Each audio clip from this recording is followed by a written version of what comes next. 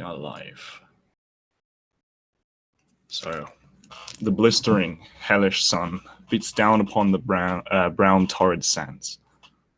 Shiny black beads stare out at the pair from underneath the sanctuary of the rocks, cowering from the sweltering heat. Flexing his fingers uncomfortably around the shaft of his spear, he focuses on the rampaging onyx devil in the ravine below, watching the panic spread through those innocent spirits.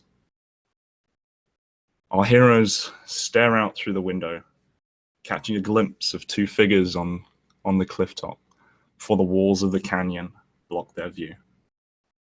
You four all sit in the second passenger carriage of a train headed towards Tombstone. Looking around the carriage, there's only a couple of other people with you. A man and his wife sit across each other, talking in hushed tones, and a couple of burly-looking dwarves are sitting, sort of talking rather boisterously, but about nothing in particular.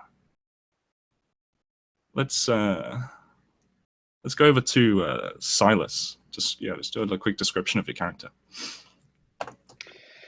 Silas is tall for a man, a human. Probably sitting about 6'3", 6'4", but muscled. He wears a black and white duster over leather armor and clothing that lays beneath it. In his hand, he holds a long, heavy revolver, which he spins the chamber from time to time as he watches each of the people on the train, sizing them up, pulling out small details about each of them. The man, for example, sitting with his wife, a nervous tick in his hand. He's obviously worrying about something other than the sweltering heat, which seems to weigh in its own opinion from the window. He eyes him and then moves his vision across the rest of the cabin, his eyes resting on what appears to be an Indian woman. What is she doing? Tanta is sitting there. She too is looking around, but she's not looking at the people so much. She's seeing things that other people don't see. She's looking at things in the air that really aren't there for other people. And she's just taking things in.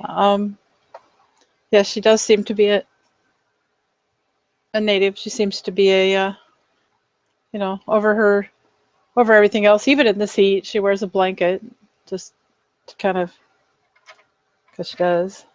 And she likes to hold in her hands this old worn deer antler that she rubs back and forth and kind of just feels with her thumb.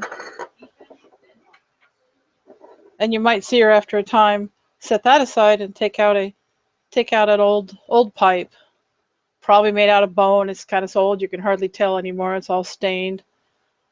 And she packs something in it and lights it up, and it smells horrible. It smells like some sort of mixture of bitter herbs and cow dung. I mean, it's not a pleasant thing. She's sitting by the window, but she doesn't really care what anybody else thinks about it. She's just kind of smoking her pipe and thinking about the spirits in the air and the things around her that she sees. And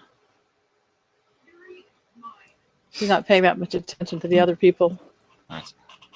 And Chris, you're pretty sitting away from everyone else. I imagine. What's your character doing? Yeah, Anson, he'd be kind of sitting in the back, farthest away from everybody. He's wearing this kind of black cowboy hat that he has tipped over his brow to kind of hide his eyes. You see this long gray beard with bits of white kind of taking over it, as it seems like his time alive has been hard on him. His face is older than it should be for a man of his age. He too is wearing a duster, and he's actually just kind of sitting with his hands crossed, his knuckles. You see one hand of skin, and then another hand completely made of metal. And as like a window open kind of blows his dust here, you see that his entire right arm is that of machine metals and contraptions, as it seems like his entire arm has been lost and rebuilt with the technology of the land. He just kind of has his hat down and is minding his own business in the corner. Yeah, so a rather well-dressed individual sits in the corner. Horatio, do you want to give me a character description quick? Horatio sits quietly, a book open on his lap, walking cane, resting against, just absently resting against the seat, and his leg. A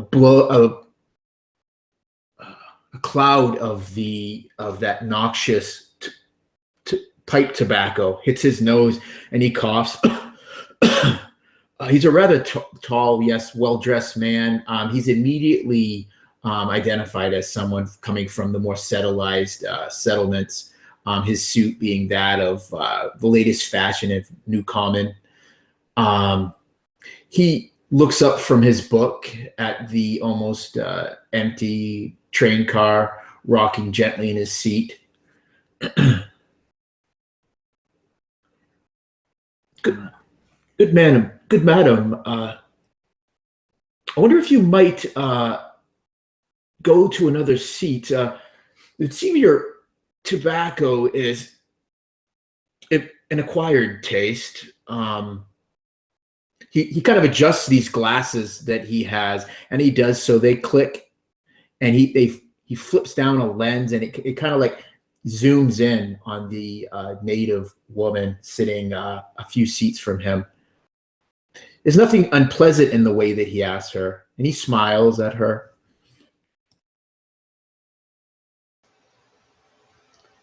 She looks at him. She kind of frowns a little bit. You could move.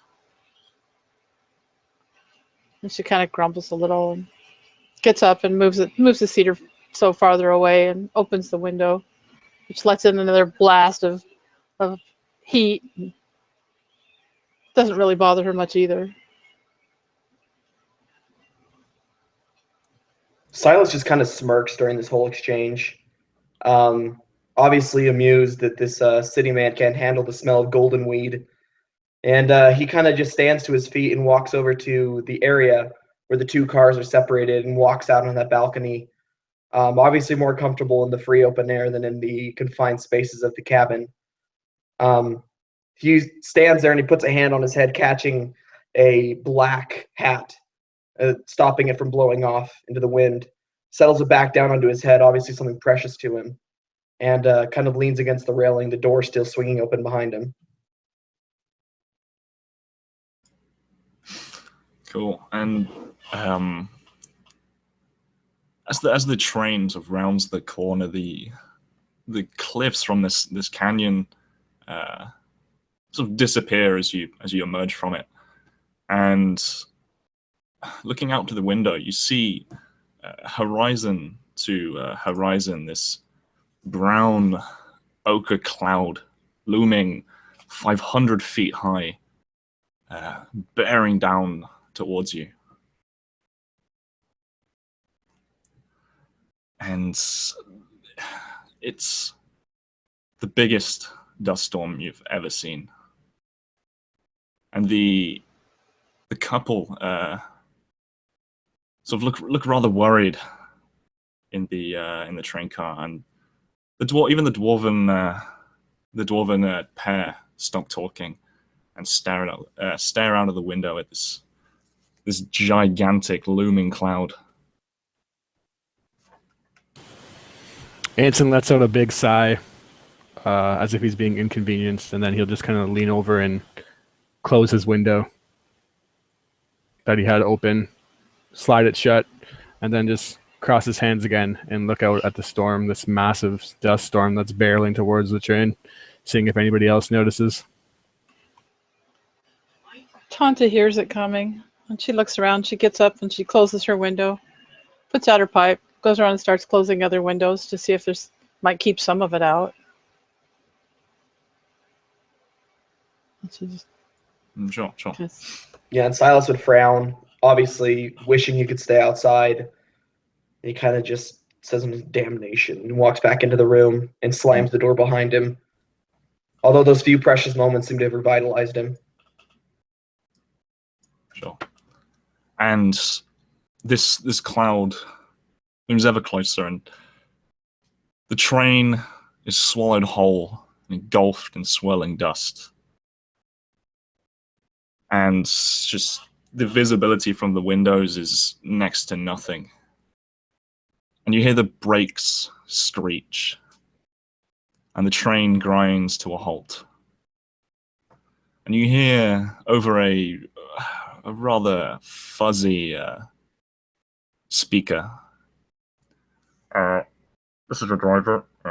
I'm afraid we've had to stop until the storm passes. We cannot see where we're going, so just hold tight, and the bar is open as always. He cuts off. Yeah, so the train is now stopped. Horatio looks up from his book, pushing the glasses up on the bridge of his nose. Who would be the closest to him now? I'd be in the back, so I don't know. Basically, kind of back cart or back door. So I don't know where you are in retrospect, but yeah. So he would turn to you, Anson, and he would, kind of close his book, leaving his finger in it to mark his place. And, sir, is this common out here in the wilds? dust storms. Yeah, they're common. This one's a little bad though. Haven't seen one this bad in a couple of years now. Sure, everything will be fine though, friend. Okay. Horatio nods his head, kind of looks absently out the window, maybe watching the storm for a bit, maybe weighing your words, Anson, to see if maybe you're being honest with him. And then he opens his book back up and continues to read. So, after about 20 minutes of just sitting there in the train car, the voice comes back on again. It looks like we'll be here for a while, so just Uncle. Hey, Davis, you see that? What is that? And it cuts off.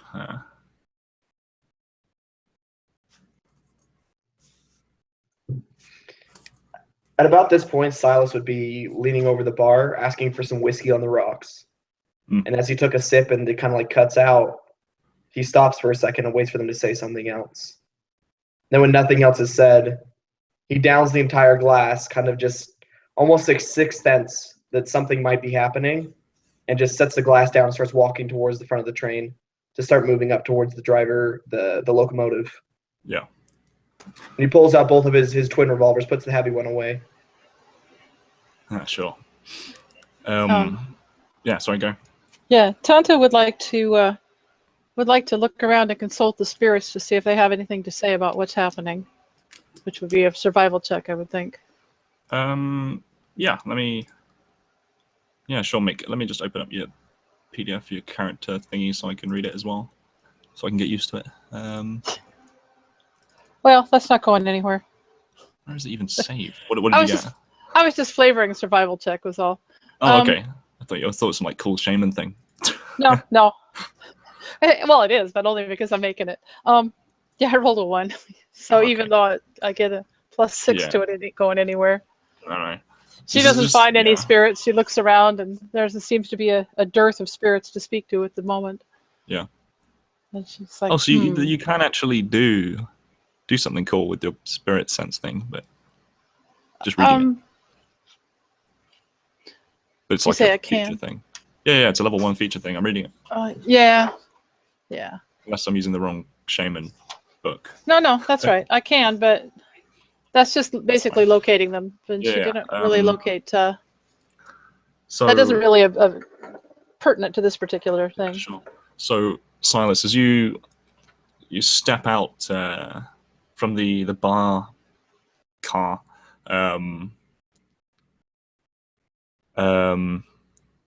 you're met with a wall of wood as the as a storage car in the way, which you can't go through from this angle.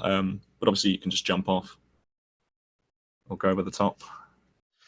Yeah, Silas, I think having weathered a few of these storms would know that going above or going below, either way, it's going to be like difficult. So he would take the most direct route and climb on top of the train. Sure.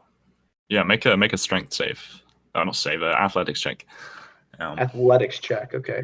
So you can get up. Let me see. Okay, probably not that bad. Okay, athletics check. That would be a 13. Yeah. You climb up on top of this thing. It just all around you. You can see maybe like 10 feet in front of you, just this swirling dust just all around. And Silas would just kind of shake his head, put one of his revolvers away, and put his hand back on that hat, and just kind of stalk forward, leaning into the wind so he doesn't get blown off the train. So those in the cart will hear the speaker click on again. Everyone just stay calm. Something out there. Stay inside. Oh God! And it cuts off, and Silas, you hear this horrible scream from the front of the train. Maybe it's sort of maybe like 100 feet in front of you, as there's a couple of cars in front of you, but it's cut off abruptly. Anson, sitting in his kind of seat, he looks at his pistol or his revolver, not nervously, just kind of checking it, but like just to make sure everything's okay. And then he just kind of puts it on his hand for a bit, and he stands up and he goes up to Horatio and kind of puts his big big metal hand kind of on the chair behind him. Says, "Well, my friend, might have been a bit wrong about everything being okay. You might want to get ready for something." Horatio looks up at him, closing his book, setting it on the seat beside him, and he kind of reaches inside his dressed doublet and withdraws a small revolver and just kind of goes through the motions of just kind of checking the cylinder to make sure that he's got live rounds in it, which he does, and he stands up, picking his walking stick. I said, get ready for something, my friend. Not what are you going to do with that little pea shooter? It served me well before. I'm sure it'll serve me well now. And he smiles at you. Right. He, again, pushes his duster by so that his revolver is at quick grasp and starts walking forward towards the main where the screams would be coming from. So, sorry, as you're walking forward, you hear a thud from the roof of the cart. And you think you can just make out this from on top of this carriage. I suppose that's a normal thing too. Depends on your definition of normal, my friend. Tonto normal around here, maybe. There's the very notable click as he draws the hammer back on his revolver. Click. Tonto also kind of stands up and she says, "You guys might want to put a scarf over your face too. That's going to be hard to breathe here." And she's got a shield in one hand and her a deer antler in the other hand. Yeah, and actually, Anson actually has like a kind of sand goggles that he would lift up and cover over his eyes, and his duster kind of has like a very tall neck to it, so he just kind of unfolds it over top of his beard, and it covers up to about his nose.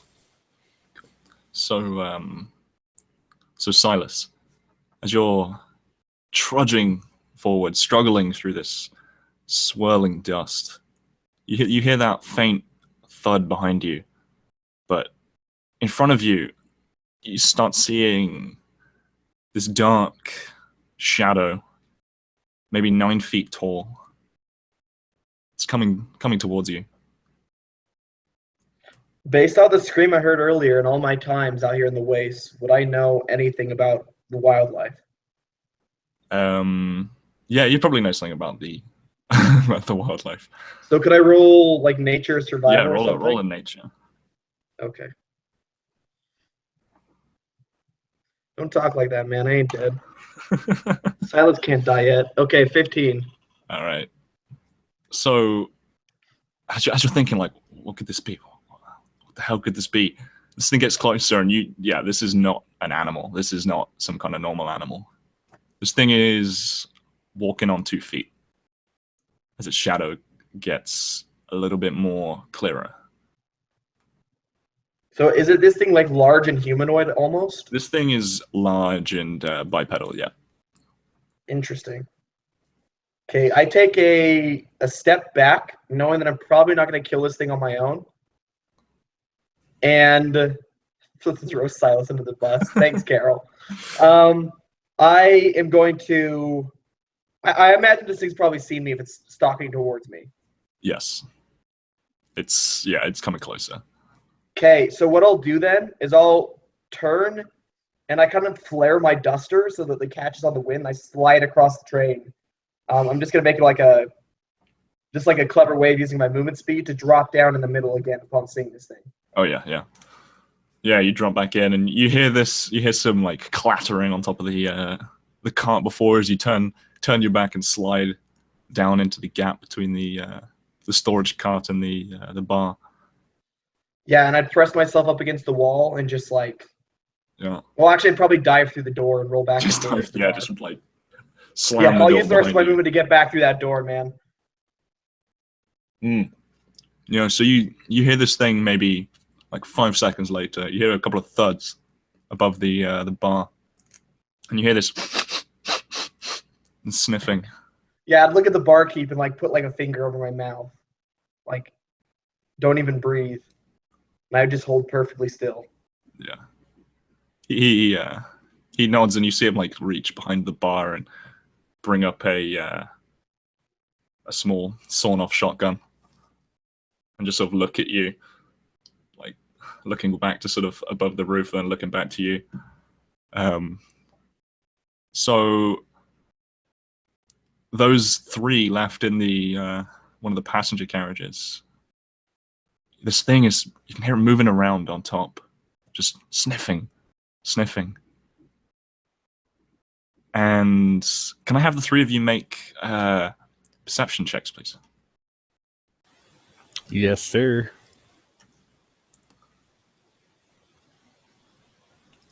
Unnatural 20. Nice. 6. Okay, so Tanter and Anson, you sort of catch in the corner of your eye these shadows coming out from the right side of the carriage, like facing forwards. These hulking beasts getting closer and closer. You can begin to make out their shape. Just these hulking bipedal figures, and they get closer and closer. And it looks like they've got the heads of dogs. Something you've never seen before. Something strange. What do you guys do? Sorry, I'm on mute. Yeah, Anson would point to all the civilians, basically the families and the dwarfs, if they're not looking like they're carrying any kind of weapons, and you just point and say, "Use down." he'd look at Horatio and Tonto because they're like kind of equipping themselves for a fight. I think we said everybody. Yes, sir. I would tell everybody. yeah. I'd tell those two to get ready and point to the things, and also finger to my mouth to be quiet. Try not to alert them. Everyone sort of gets on the ground and Like, sort of cowering under the tables. One of the men who's with the who was with the woman, sort of, he stands up and gets his fists ready. He's not going to go down without protecting his wife. And you hear this. You hear the sniffing stop on the roof. And then you hear a smash. The glass shatters inwards, and this giant hulking figure of some giant bipedal sort of coyote looms in the middle of the carriage, by sort of where you were sitting before, Anson. Let's roll some initiative. let's get it, son. Okay.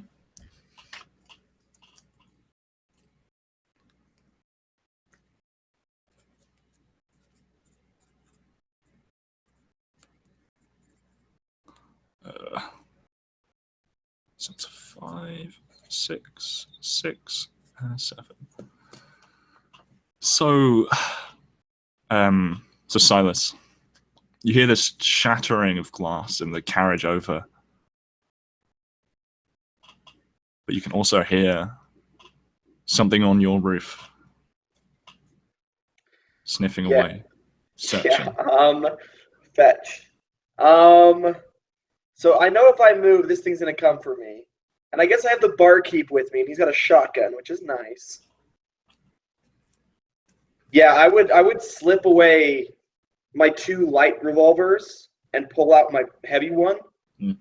And I would just cock the hammer back. And what I'm gonna do is I'm gonna take a ready to action. Yeah. That if this thing, so I'm gonna like hunker down against the wall, and if this thing comes in through a window swinging, I'm gonna shoot for its eye, like its head. Oh, sure, definitely, cool. All right, let's move. Let's go on to.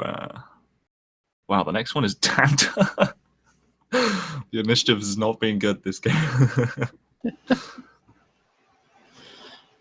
All right, so I can see this thing, right? Yeah, this thing is just right there, like 30 feet away, right at the end of the carriage. Just Okay, so- hulking bipedals of coyote. So Tanta, like, holds out that antler, which is also her spirit focus, and she just draws in the draws in the energy from the spirits in the air, even though she can't discern any this particular one, but she can like just bring in that energy, and she holds that out towards that brute, and this flash of light just goes through that. And let's see. That's a ranged spell attack. That's guiding bolt. So I roll a 20. You tell me. Well, that's what you do with a ranged spell attack, isn't it? Is just roll it like an attack. Okay. Yep. All right. That's 25. I assume that's going to hit. Yeah, it's gonna hit. Sweet. Where's my d6s? Oh, Lionel, you just wasted all your good rolls there in Roll20. No, that's my thing. I always do the 20 die 20 roll, and I didn't do it before we started. All right, that's going to do.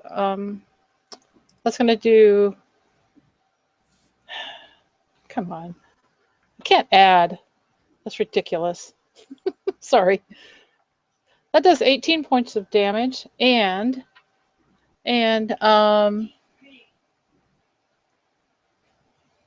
get the right one. All right. Let's see. And the next attack roll made against this target before the end of my next turn has advantage, thanks to the mystical dim light glittering on the target until then. Okay, tell me what this glittering looks like on this target's dead body. I just killed it. Sweet. So basically, yes. This light goes just flashing out there, and then there's kind of a almost sizzle when it hits, kind of a flash, and the monster just kind of gives a big jerk, and then falls on the floor, kind of twitching with little bits of kind of dim light moving around on him. Kind of bluish little flickers of light moving across him as he dies. Yeah, and his hulking forms of drops in between the in the carriageway, the central aisle bit, so partly blocks the door back, which leads down to another passenger carriage. Do you any movement or anything like that? You know, stay in formation. Carol. I'm going to stay in my position with my comrades for the moment. All right. So the monster's also got 6, so we'll go with Ansem first. So yeah, as this dog-like creature smashes through the window and kind of enters the cart, he readies his pistol, pulling it out with like a lightning kind of quick speed, and he readies the fire at it. And then Tanta just lets off this blast and evaporates the creature, and he kind of just like gives a jump, like holy crap! And then he uses his metal kind of arm to like lift up his goggles for a second to actually like get a second look at Tanta, like holy crap! And then he puts it down. And is there another beast in the cart, or are they kind of just still climbing outside? So you can hear one outside, and if you look out of the window, there's one like looking like he's sort of ready in that pouncing shape, ready to jump in. And I'm gonna just kind of duck behind a chair to give myself whatever cover I can, and then I'm gonna ready in action and kind of just whistle and try to get this creature's attention to come into this cart. Yeah, sure. Cool. All right. It's their turn. Okay. So you hear this one sort of running along the top of the roof, and you hear it, and then you see it drop down right at the other end of the carriage where this body is. So you can see it drop down on the outside, and you see it smash open the door, and you hear screams from the other carriage, and you see it run in, and the one just outside leaps in through smashing through the window, and lands on all fours in your carriage. And as it stands up, Anson, you can use your action.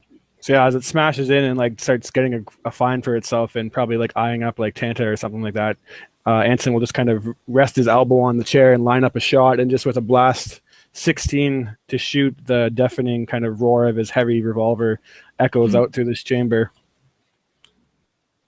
And that's a 16, sorry. Yeah, it's much damage. 8 damage.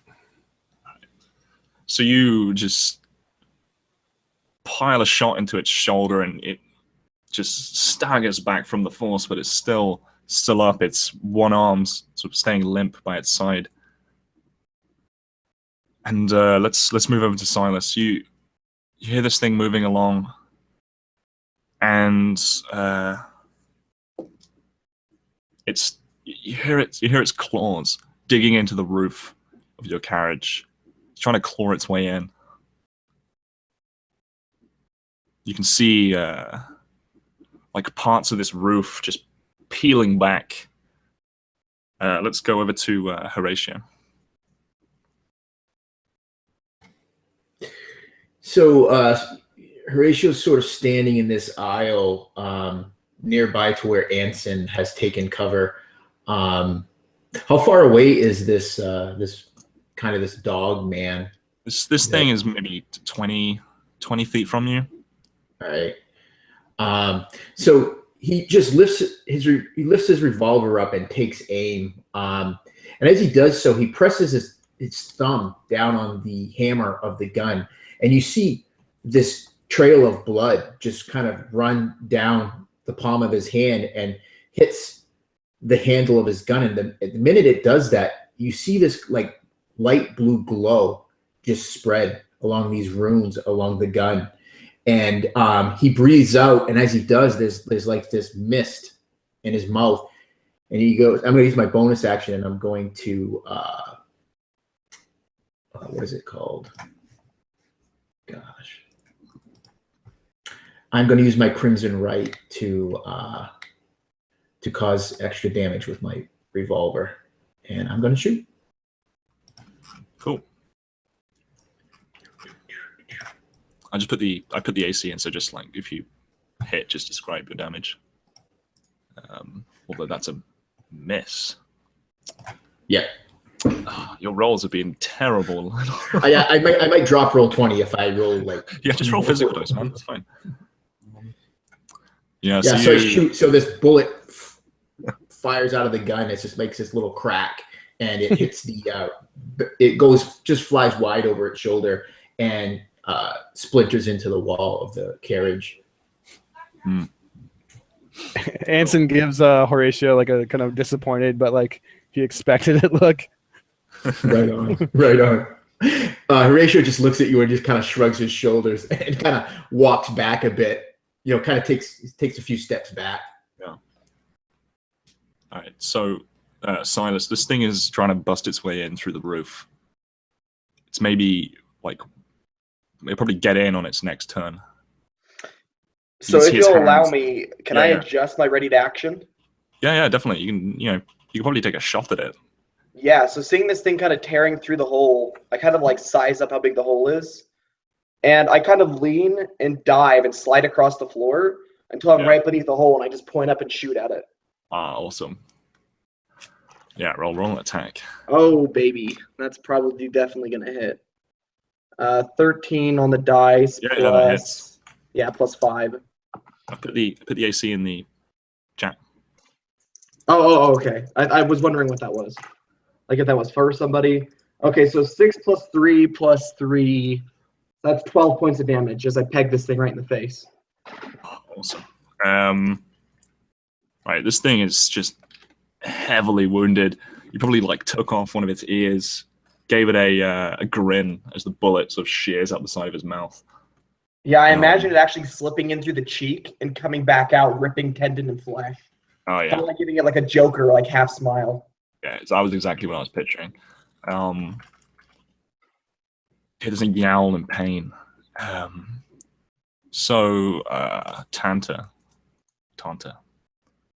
what are you doing? Or have you just evaporated one of those guys? Well, okay. I'm going to look at the one that he just injured. Yeah, that Anson injured the last round. And so she's going to hold out. Well, let's see. Actually, let me go back a second here. What I really want to do. Oh gosh, I hate this. I hate making decisions. Okay, never mind. I'm going to look at the one he just injured. I'm going to hold up my hold up my focus again, and pull the spirit from the one that I just killed and use that to energize the next spell. And this time, what comes out of the antler is like it's like a long spectral vine with thorns, and it just goes out and wraps around that guy. And let's see what it does.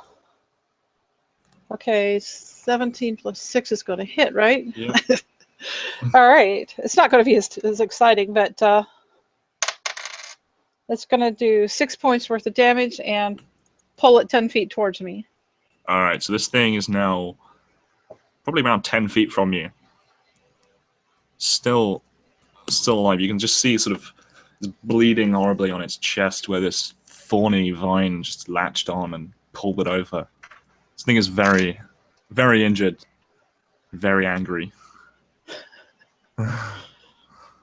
She's gonna hold her shield up in front of her head. So Anson, this thing is now a bit too close for comfort.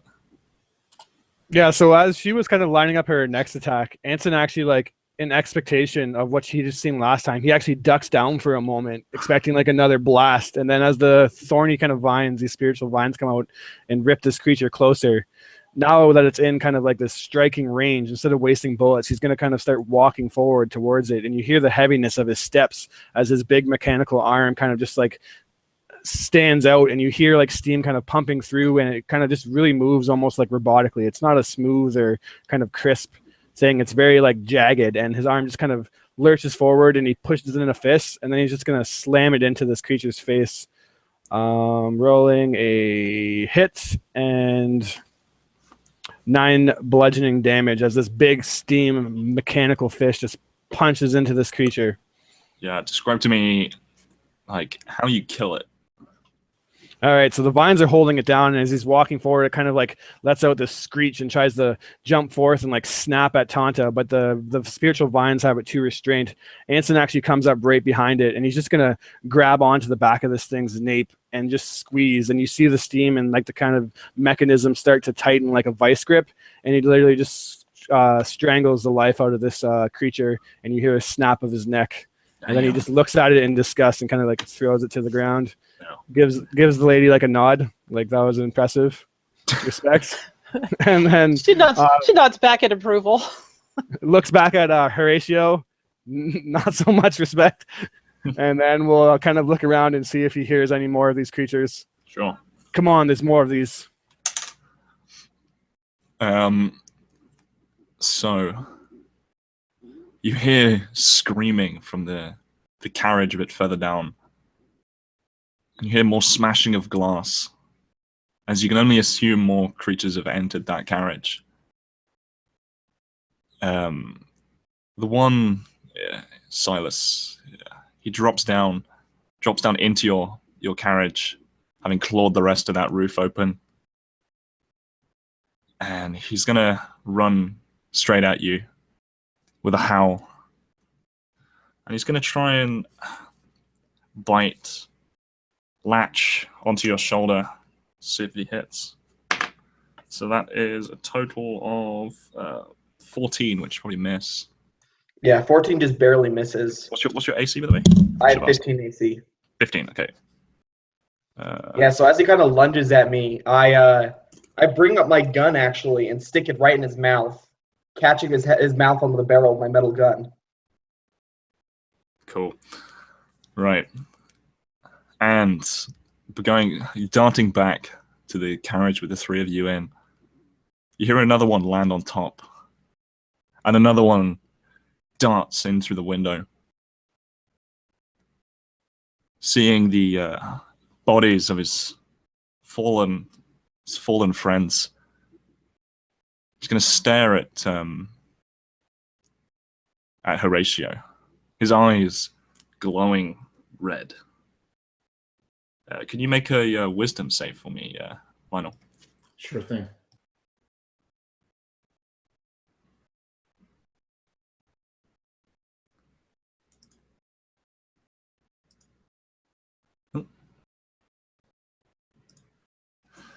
You start feeling somewhat sleepy, but you quickly shake it off. There's this horrible red glowing eye just staring at you from down the carriage. But you feel fine. And we'll head over to you actually, Horatio. So is it? I see the red eyes of this wolf man or dog man that's jumped into the carriage. Yeah. Yeah. So not changing any bit of his composure. He's just just like he was reading his book is how he's standing here holding his gun. And he says to the creature, he says, "I've faced evil before. You will not shake me." And as he says that, he squeezes and fires another round. And hopefully we'll hit this time. We shall see. You can do it, Lionel. You can get it. I got this. You hit. Holy crap. I got a hit. That's your highest roll so far. Yeah, I'm building up to it. I'm stretching. It's like working out. And your highest roll was actually a 9, by the way, just so everyone knows. All right. So Flashbacks. I will hit it, and so the bullet will tear into it. But as the bullet hits, it doesn't like hit a vital spot, but it just hits like into its shoulder, and it kind of makes it turn a bit. But as it does so, where the bullet enters, you just see this like frost starting to spread. And I'm gonna roll my my frost damage. Sure. So I do 7 piercing and 2 frost damage on top of it. Yeah. Cool. So let's head back up to Silas. You want to pull that trigger, don't you? Yeah, so I've got this gun stuck in this thing's mouth. It's biting on its sideways. Yeah. So it's kind of locked in its mouth. So what I do is I let go, and I reach down to my side, and I pull out this thick Bowie knife off of a strap on my leg. And what I'm going to do is I'm going to raise it over my head, slam it down into its neck. Nice. All right, roll an attack. Okay, that is 9 plus 5, 14. Yep. Okay, so that's just 1, 2, 3. So that's 4 plus 3, 7 points of damage. I bring this knife around and I slam it down. I miss the neck, so I don't get like that lethal damage. But I bring it down between its shoulder blades and just twist it. And it shudders sort of on top of you, and its tongue lolls out of its mouth, and its eyes go blank, and it collapses onto the floor of the carriage, dead. And just with a flick, I bring the knife out and just wipe it across my leg, slide it back in its sheath, and grab my gun and start heading towards the other carriages. Yeah. And I just point to the barkeep and I say, just like hold the fort, basically, like just stay here, don't go anywhere. Yeah. Sure. You can definitely make it into the other carriage. Yeah, so I start sprinting back down. And sort of slip, going through the little gap and slipping in behind, well, the three guys just desperately fighting off these hulking beasts. Let's so Tanta, there's one in front of you, and you can see further down the carriage and to just see into the like the next one. Sort of a horrible movement of fur, and you can hear people screaming and running around. You see a face pressed up against the window. There's a lady, and you sort of catch and lock eyes for a second. You see this utter terror in this woman's face before a clawed hand reaches over her shoulder and pulls her back. What do you do? There's still one in front of me, though, There's right? still one in front of you. Well, knowing that I can't really do much about that until I take care of the one in front of me, because I can't have him coming behind me. That would not be good. Tanta's she's going to hold out her focus again, and she's going to concentrate and pull that spiritual energy up out of the dead creatures around her, and she's going to once again hold it out, and that sort of spectral vines come out and wrap around the creature there. Let's see. Ooh, I don't think 8's going to hit, though, is it? Nope. That's an 8 total then, no. Yes, unfortunately. So I guess this guy's quick enough to move out of the way, and Yeah. it just misses him. Dodges out the way. So she's going to stand there braced with her shield up, ready to take whatever comes. So Anson, there's one standing in front of you. You hear the screams of the rest of the people on the train. What do you do? And the one in front of me is not very hurt, or? Yeah, he's pretty wounded. All right, so I'm gonna just right in front of him. I'm gonna punch it right in the gut or the rib cage, just trying to shatter it. And I roll a definite hit. Yep. For another 8 damage. Ooh. So this thing takes your fist into the gut, and you see him sort of double over, and he looks back up, just snarling, growling, just looking so furious right at you. Okay, we'll go on to their turn. So this one in front of you, Anson, being locked eyes with you, he's gonna, with his gnashing teeth, lunge forward towards your face. And that is a natural 20. Oh, dang. Yeah. All right. See what I get. I'm dead. Okay, I rolled pretty poorly. So that's only 6 damage. I rolled pretty poorly. But yeah, this thing probably like bites into your shoulder, and you hear the sounds of a couple others, these creatures jumping on top of the carriage, and they start trying to claw their way in.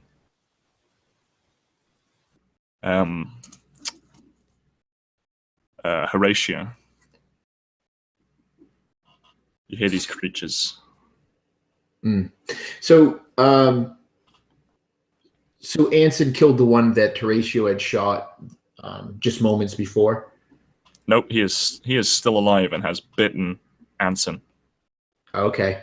So is he kind of like up over Anson, getting ready to bite him again? I'm going to try to shoot. Horatio will try to shoot him. Yeah, he's gonna get some cover from Anson being in the way. I'm sure that won't be a problem. I'm sure that won't be a problem for Horatio. It will be if you roll a 1. Anson's not a big fan of being covered. How about a 23? Yeah, that works. Hey, and cool. you kill it. Yeah. Describe to me like what happens. Like, right. So let me do I got to do my frost damage just to add to it. oh, okay. I mean, Anson, you probably hear this great crack just straight over the top of your head. Yeah. No, it's more of a pew. Not a cannon like the rest of these guys are swinging around. But yeah, so there's a crack of Horatio's gun as he fires his third round from it, and the bullet just kind of whizzes through the air and it strikes right in just below the creature's eye. But as it does, the frost just spreads and you can hear the flesh starting to crack and freeze, and it just kind of just lolls over dead. Oh, nice. And Horatio will be sure to give a little wink to Anson as he's kind of like getting maybe his feet back underneath him. Anson just like bleeding profusely from the kind of gash in his arm. He puts his one arm to his wound and then just kind of tip of the hat to Horatio. So can I ask, so which car is the screaming coming? Is it coming from a car behind us? So the car, well, you're facing towards the rear of the train and it's coming from that direction. The car behind you is the bar where Silas just walked in from. Okay. And what are the other people in this car doing? Because Horatio would yell to them. So they're cowering under the table currently. Right. Quickly, come here to me. We must get out of this car quickly before more come. And I would yell to Anson and to, well, I don't know Tanta's name yet, but the Savage. I'm sorry, Carol. I just had to do that. Oh, damn. Let's, we must retreat to the other car. We'll be overrun here. And he's going to try just as part of his move action, just shuttling. Hey, I didn't say it. That's all I'm saying. So yeah, that's what he's going to do. And I guess start moving, maybe. Yeah. Folks that way. Heading into the car with the bar in it. Sure. Yeah. Silas, you probably just caught the last of this little punch up, and the downing of this beast in the car. You can hear a couple on top of the carriage, but just drowning there, sort of thudding and sniffing, is just the screams of these people in the carriage over. Yeah, so I would hear the screams, and I'd see these guys took care of this. And I'd see like Horatio kind of giving these really calm orders, like, okay, just make your way back to the bar. And he kind of just shakes his head. He says, everybody move! And he screams it and points back to the bar and then rushes past everyone. And I'm going to rush to the other carriage where I hear the screams. And I'm not even going to stop to open the door. I'm going to kick the door in. Yeah. So you can sort of make it there in one move and kick the door down.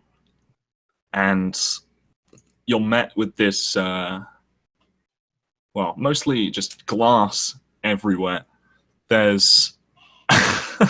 Sorry. There's 3 of these things in this carriage, and they're grabbing these people and sort of lifting them up in their arms. And you see one of them is sort of he's crouching down. Looks like he's getting ready to jump. Yeah, I'd see him getting ready to jump, and I think that Silas would be like, okay, shooting this guy's going to make him stop. So what instead I do is I put my gun away and I charge him and tackle him. Sure, yeah. Roll athletics. Okay. You can get him. Not that bad, I guess. 12? Let me just roll. Yep. Okay. Yeah, so I think this thing would hear like stomping feet or something to kind of maybe stop and look. And before it can like brace itself, I slam into the chest of this thing. And I'm gonna slam it into the ground and kind of like pin its arms, like kneeling on them, like straight up like Tavern Brawler style. Yeah. So the gnome man that was in his arms sort of flies out as you tackle this great beast to the floor, and you hear a yelp as he lands on top of a table, and he quickly scrabbles back underneath it. Let's head over to Tanta. Yeah, I just yell at him to go and kind of like look over my shoulder. All right. Well, I'm headed this way too. I'm headed into that car, and as she goes towards that car, I assume, yeah, she gives this just ululating scream, and she just heads in there, wanting to draw the attention of these monsters off the people in the car. And I'm assuming as I go in, I see this knoll that he's pushed behind him, and it's going to be kind of in front of me. No, excuse me. So the gnome is he hasn't moved yet. So he is ahead of the creature being pinned by Silas, but he's pretty close. I was just wondering if I could grab him and get him behind me to protect him. I think you'd be able to move forward and sort of try and drag him out. That wouldn't cause any attacks of opportunity against him or anything if I could just... No, it's only when you leave somebody's like 5-foot zone do you get an opportunity attack. Because I want to try to start getting people behind us, so that we're between them and these monsters. And would I be able to put any sort of attack in also? Not if you're like dragging him back. Okay. Well, I'll just get him dragged back and try to get between him and the monsters. Yeah. Sure. Let's head over to Anson. Yeah, he's gonna follow the action into the next card. Sure. And we have Silas, which has one pin down. Yep. And is there another in here? There's 2 others upright, sort of trying to grab at people. Yeah, and is it getting like pretty crowded with Silas, me? It's pretty crowded in here with these beasties and the rest of the people. All right. If I have enough movement, then actually I'm pretty hurt. I probably would just line up a shot, like crack out a back window, and kind of line up a revolver shot, and I'd shoot again just because I'm pretty dang hurt already. Yeah, sure. And second shot is definitely a hit for 17, and a total of 9 damage. As another crack or deafening echo of the massive revolver, this hand cannon, explodes. Yes, this thing takes a bullet in the gut and sort of keels over, but you see him come back upright again with a paw over the wound. Let's head over to their turn. So the one sort of pinned on the ground, pinned on the ground by Silas, is going to try and bite into your shoulder using all of his might. Let's see if I can actually hit you. Oh, roll off the table. So that is a total of 20, Misses. which definitely hits. So let's see. You take 6 damage as this thing just sinks its teeth to the muscle of your shoulder. Yeah, I think Silas would cry out and just as his bite comes down, and you see blood start to leak out. The two in the cart, the one that Anson just injured, sort of stop trying to grab at the people in the carriage, like sort of detecting this immediate threat, and one of them leaps over his fallen comrade and Silas, and just goes straight for the Tanta. Let's see. Okay, that is a total of 13. What do you miss? Yeah, that's a miss. Yeah. What's your AC, by the way? I should have asked this in the beginning. 14, 16. 16 with the shield. Okay. 14, 16. I can just know if I've hit. It's in my overlay. Oh, yeah, it doesn't come up all the time. And you see another one sort of go towards you, but it can't quite fit itself in the space. It's pretty narrow. And you guys hear behind you in the carriage back some smashing of glass, and you see 2 more of these creatures jump into the carriage behind you. You're muted, Carol, but yeah. So, Horatio. So these 2 that smash into the carriage are between myself or Horatio and the others? Yes. All right, cool. When that happens, have the people that were hiding in this carriage gotten up and moved past? Yeah, they're on their way out. I should have described that, sorry. So Horatio goes, well, can't have that. And he's going to shoot the closest one to him. Yeah. Let me see if I can hit it. I'm not thinking. That is a hit, my friend. Oh, nice. So we do 8 damage plus.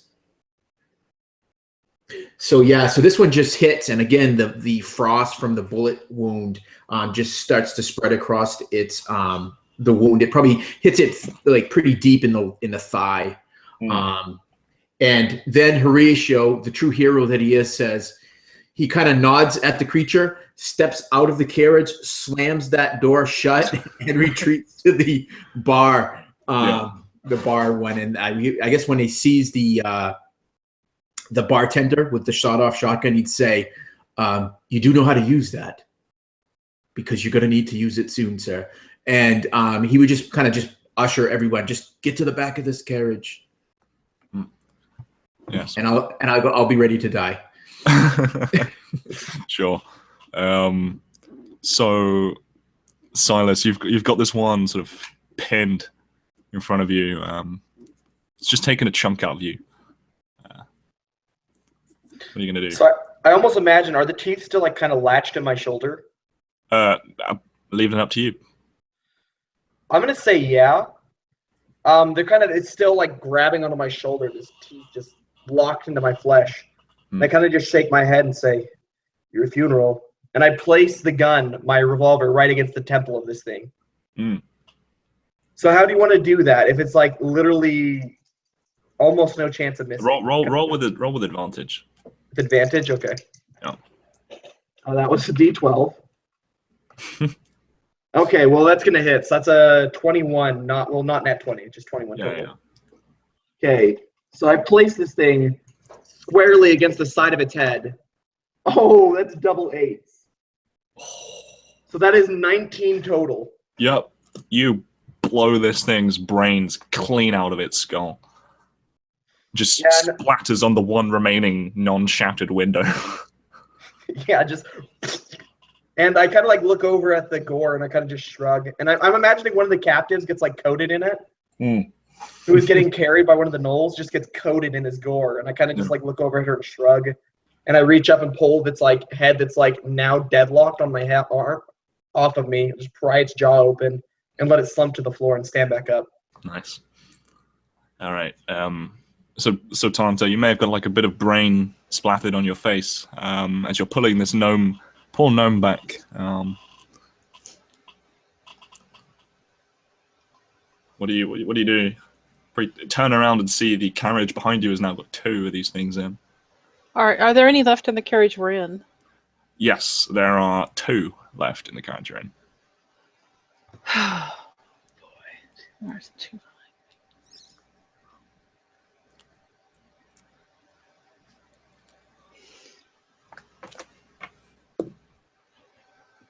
Tanta's gonna go for whatever one's closest.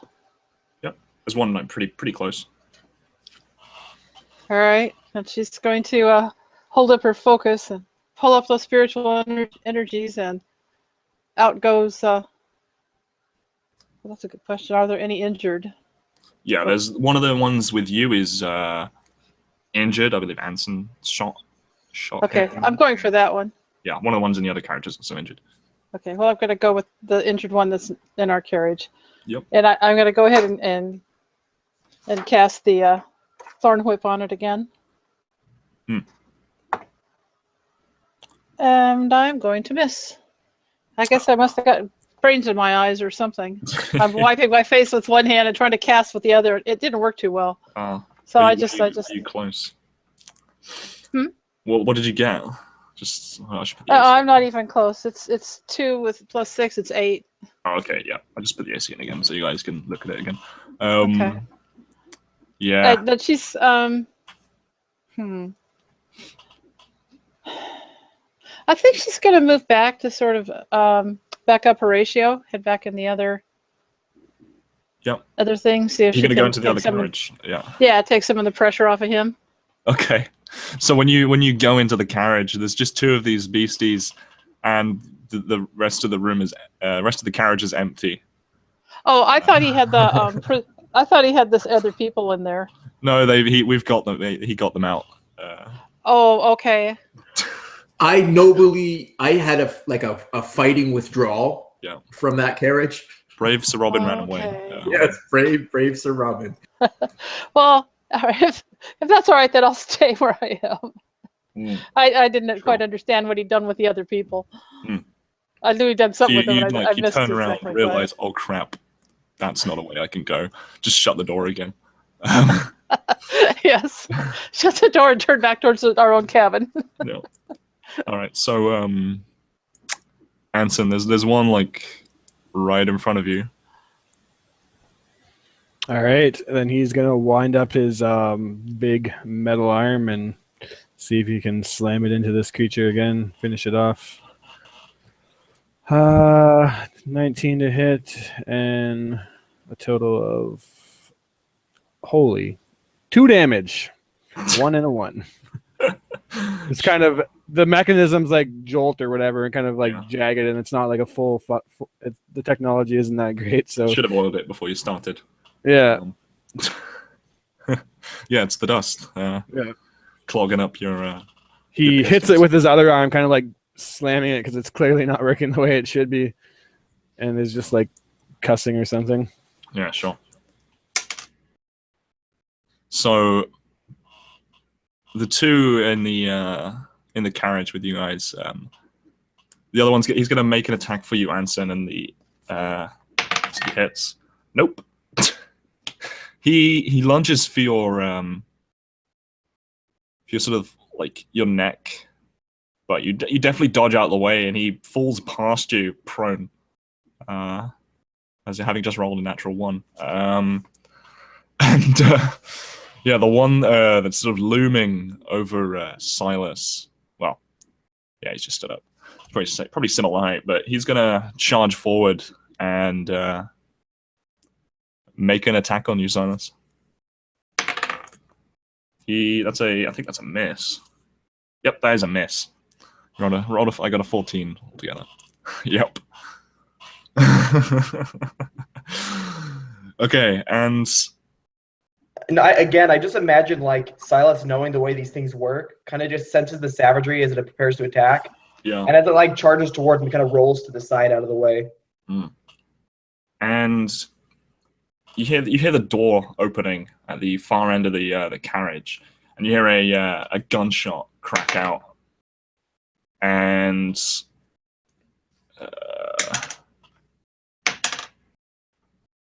this one that just bit you, Silas, takes a bullet in the back, and sort of crumples over, still alive but really injured, and a half-orc man dressed in the sort of conductor's guard uniform stands there with a heavy revolver pointed down the carriage towards the beastie.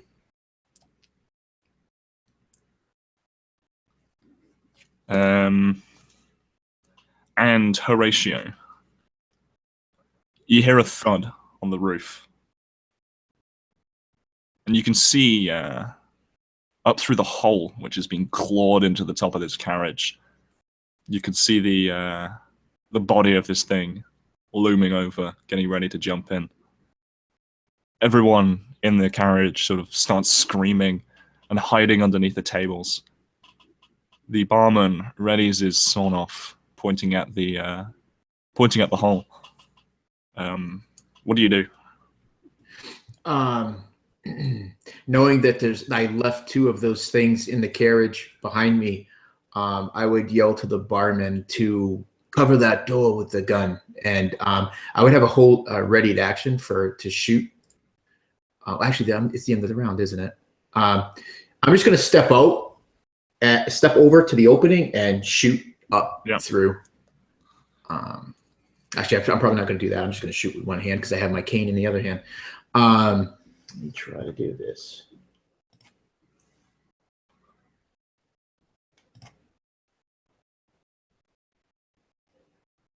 Boom! Oh, not looking. Did you Max damage? Oh yeah. So yeah, the bullet just rips up through. I'm assuming it's another one of these wolf things, and it just leaves a path of frost and frozen flesh in its wake. So I do 12 piercing and 3 cold damage. Yeah, 15 total damage. It just yelps back in pain and falls with a thud on top of the roof. Can't quite tell if you've killed it though. Right, and I'm just going to yell to any of the passengers there. I'm going to say, "Do any of you know how to use a gun?" One of the sort of like guys dressed in sort of tattered sort of cotton shirt and denim jeans. He sort of raises his hand. It's all like visibly shaking. Like I used to fire guns back with my papa, but that was 20 odd years ago. Does he look like he knows how to shoot a gun? All right, never mind. Horatio's going to scrub that idea. He's going to hold on to his gun. and I'm just going to move maybe to in a position to protect the survivors. Sure. So Silas, there's one of these creatures right in front of you. It's heavily wounded. Yeah, so I imagine it's kind of like slumped against the wall. Yeah. Yeah, so I'm gonna, not wanting to waste a bullet, I flip my gun around and I'm gonna pistol whip it across the face. Sure. So I'm gonna treat it like an improvised club. Do a D4. Yeah, I was about to say. I think I decided I hadn't written it down, but D4 for a pistol. For a pistol whip. Okay, and is this based on Dex then also? Yeah, why not? Okay, so that will be 10 plus 5, 15. Yep. Okay, so that'll be a total of 6 points of damage. Perfect. Does that kill it? Okay, so I want to narrate this real quickly. I bring my gun around, I whip it across the face, its neck snaps to the side, and then I kind of lift it up and put its head out a window and slam the window down on the top of its skull and just like throw it out of the train. Nice. This thing just like slumps down. Step on it. And this half-orc guard at the end of the carriage smiles, sort of recocks his gun and gets ready to shoot at the next one. But before that happens, Tonta, you have, I believe, one more in the carriage with you. All right. Well, then I'm going to go to my trusty trusty antler spell here. Love my antler. But she just holds that up, and there's all sorts of spirits around with spirit energy every which way, and she's going to cast her spectral thorn whip again, and that's going to be 17. Get my hits. Okay, and it does 6 damage and pulls it 10 feet towards her. Yep, I'm gonna.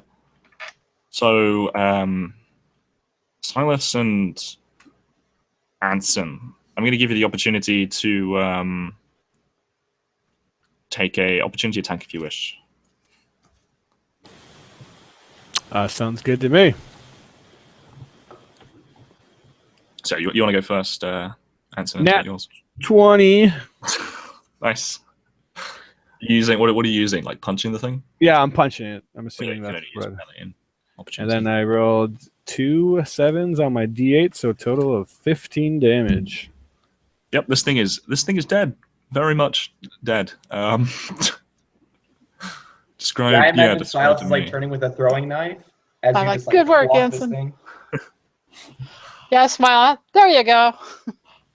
Yeah, so as it's running away, I would just, again, kind of grab it by the arm and then pull it into me. And then quickly my arm would jolt up around its neck.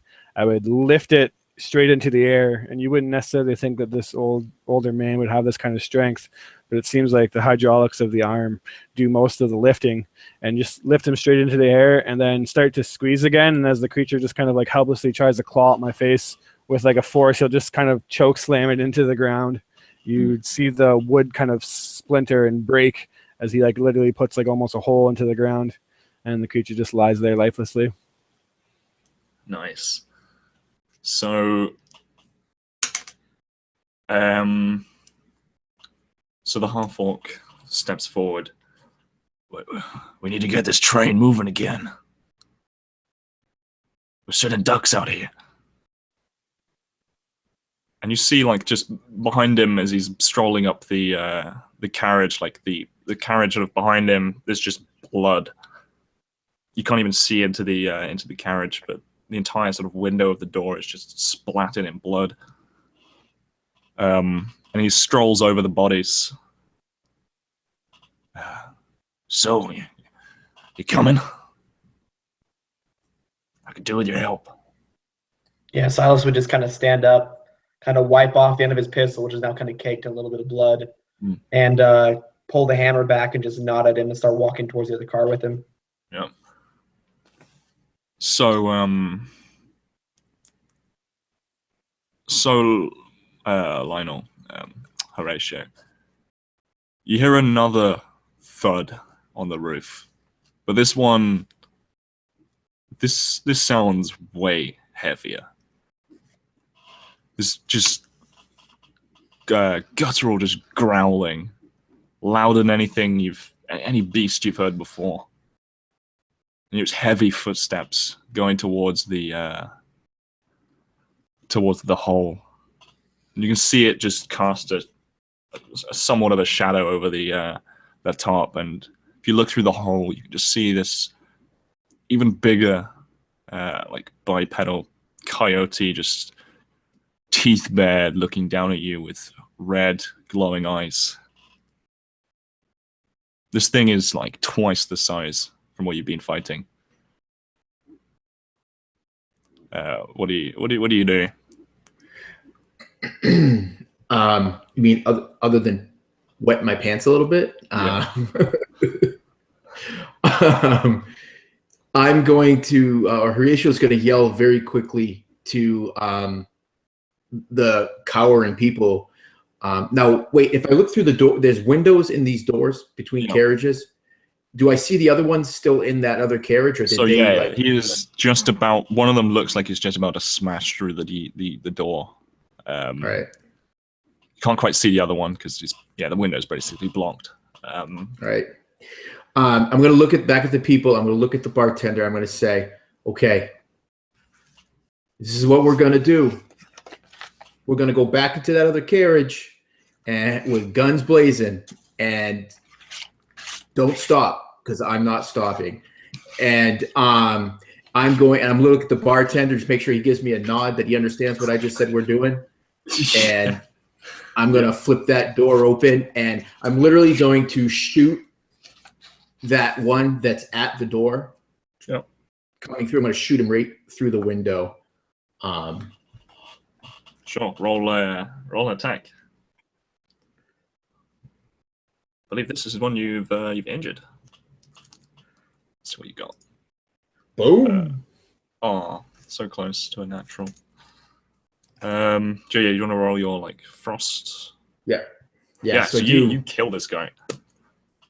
So yeah, the glass just shatters and it hits it right in the forehead, and it just falls back. So I can see the other one behind it, kind of slathering and stuff. But Horatio doesn't care. He just takes his revolver, jams it back into the hidden holster underneath his arm, and he just starts walking through. And I'm going to try to hold that door.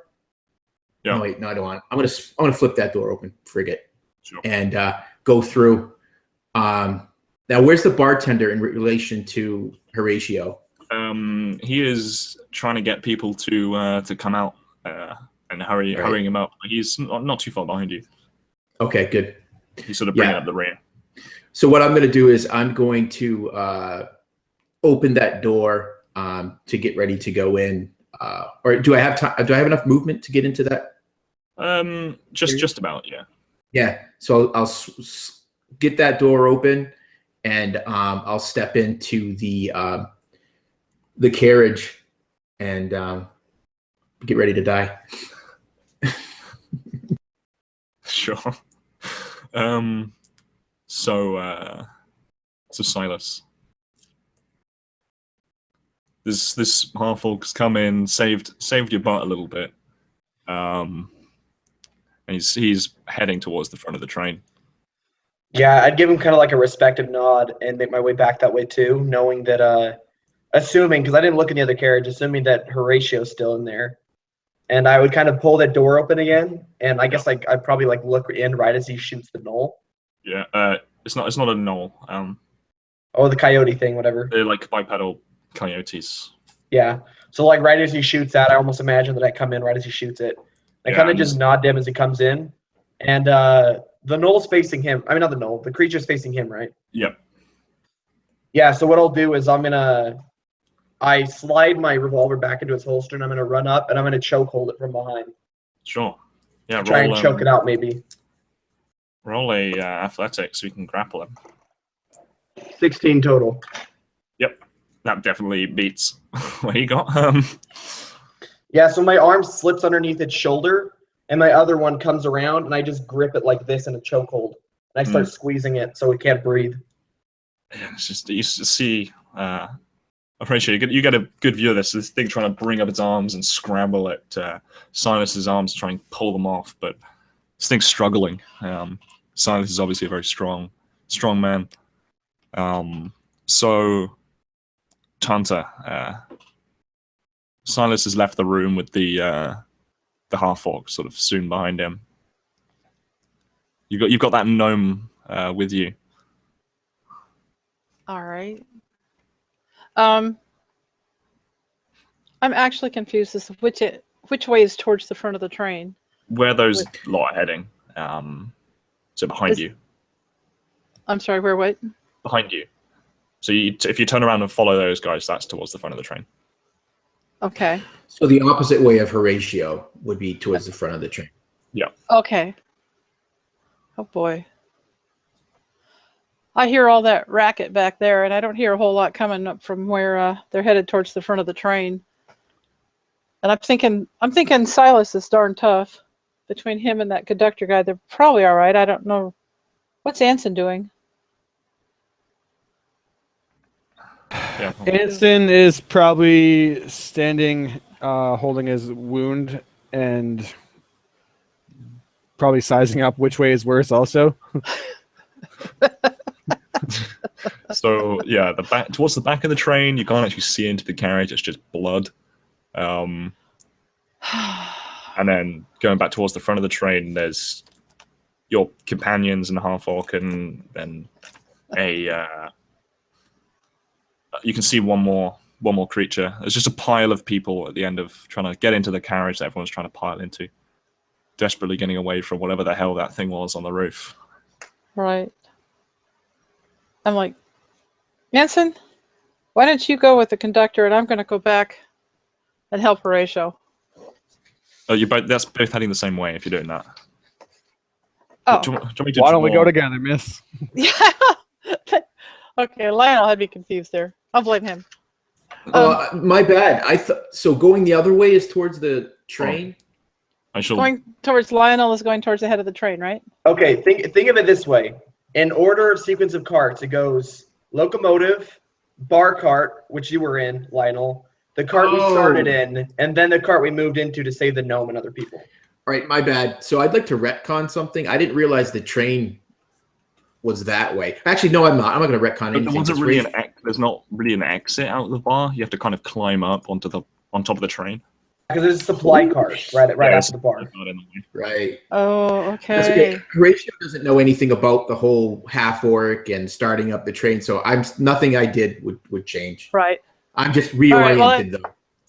I just motioned to the gnoll to stay with us. No, I keep calling him a gnome. He's a gnome. I keep motioning to the gnome to stay with us. Why do you keep insulting that poor little I frightened know. I feel gnome? terrible about it too. Well, but Tana doesn't much care anyway. So Tana motions to him, stay behind her, and she's heading back towards the bar cart and following the conductor and Silas. Well, if she ducks into that bar cart, can she actually do anything? And she get there with enough? She still has an action left. Yep. Just so you guys can see. This is like there's the bar, and then there's like a people carriage to the left. F is the front. B is the back. You're sort of in between the two carriages going through. Well, wait. Let me draw another carriage on because you're not quite there. Hold on. There's another carriage here. I've gone into turquoise. So Horatio's is square.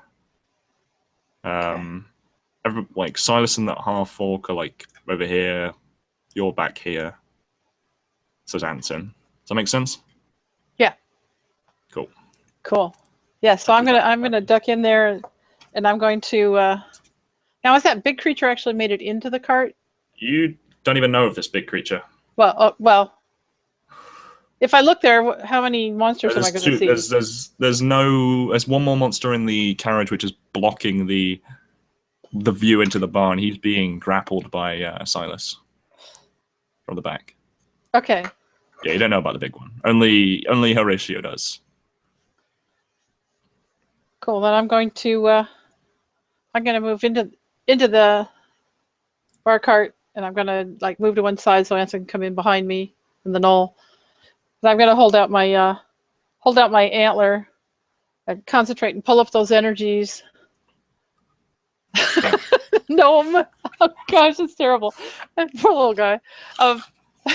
And concentrate and pull up those energies. Carol, just call him a gnoll, and you'll start calling him a gnome. There you go. she's going to send out that crackling spiritual sort of whip with the thorns on it, and all right, that's going to be. You're attacking the one that Silas is grappling. Yeah, because like it's right there. And that's for hit 19 to hit. And let's see. Did I get anything more? An enormous hit of 1 damage. Yep, 1 piercing damage, and I've got to like yank him 10 feet towards me. Okay, so Silas, you need to make a strength save to see if you get yanked as well. Sorry about that, Silas. What's your DC? Your spell DC, Carol? 14. Did you beat a 14, Silas? No, I got a 13. Okay, so you just get yanked back as well. You're gonna sort of like release him from your grip as you also both pulled together. Okay. Sorry, Silas. Okay, we'll I go like, I over. like look up and I'm like, do I know you? At least take me I to guess- dinner first. Like, Yeah, I didn't think we were on a first name basis yet, darling. You do now. Sorry. All right. Sorry, sir. Then. so Anson, you're gonna follow Tanta into the carriage full of people. Yep, seems to be where this convoy is going. He's gonna walk in and see this kind of kerfuffle going on between Silas, Tanta, and the demon bipedal dog, and he's actually just gonna like walk by it, not seemingly interested, because it's pretty much almost dead, right? And they got to like Yeah, it's restraint pretty- twice. Yeah.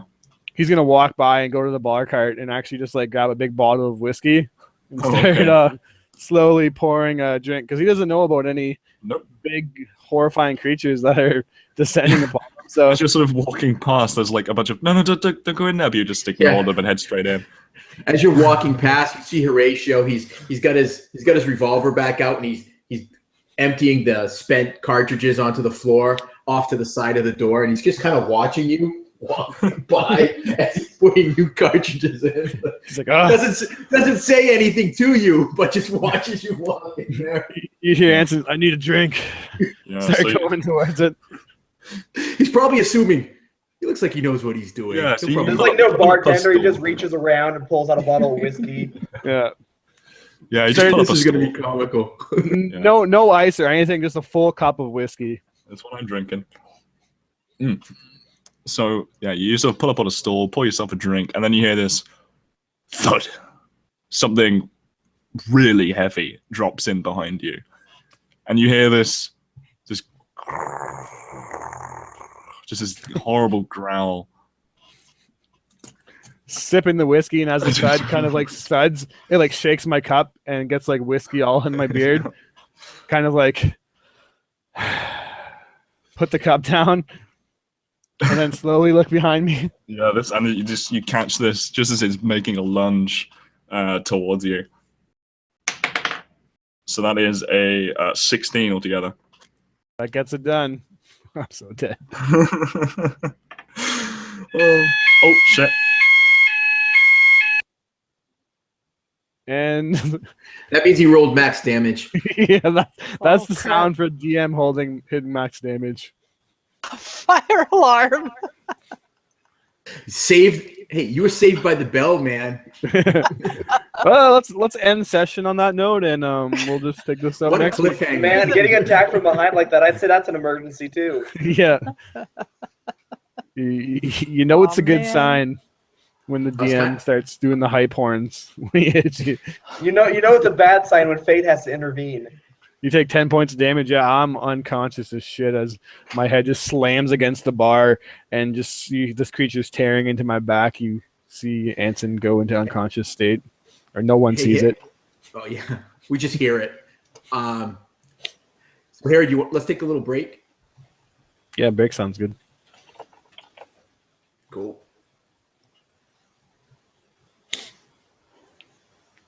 Is your house on fire? So you said fire alarm. It So is we the should- fire alarm. I think.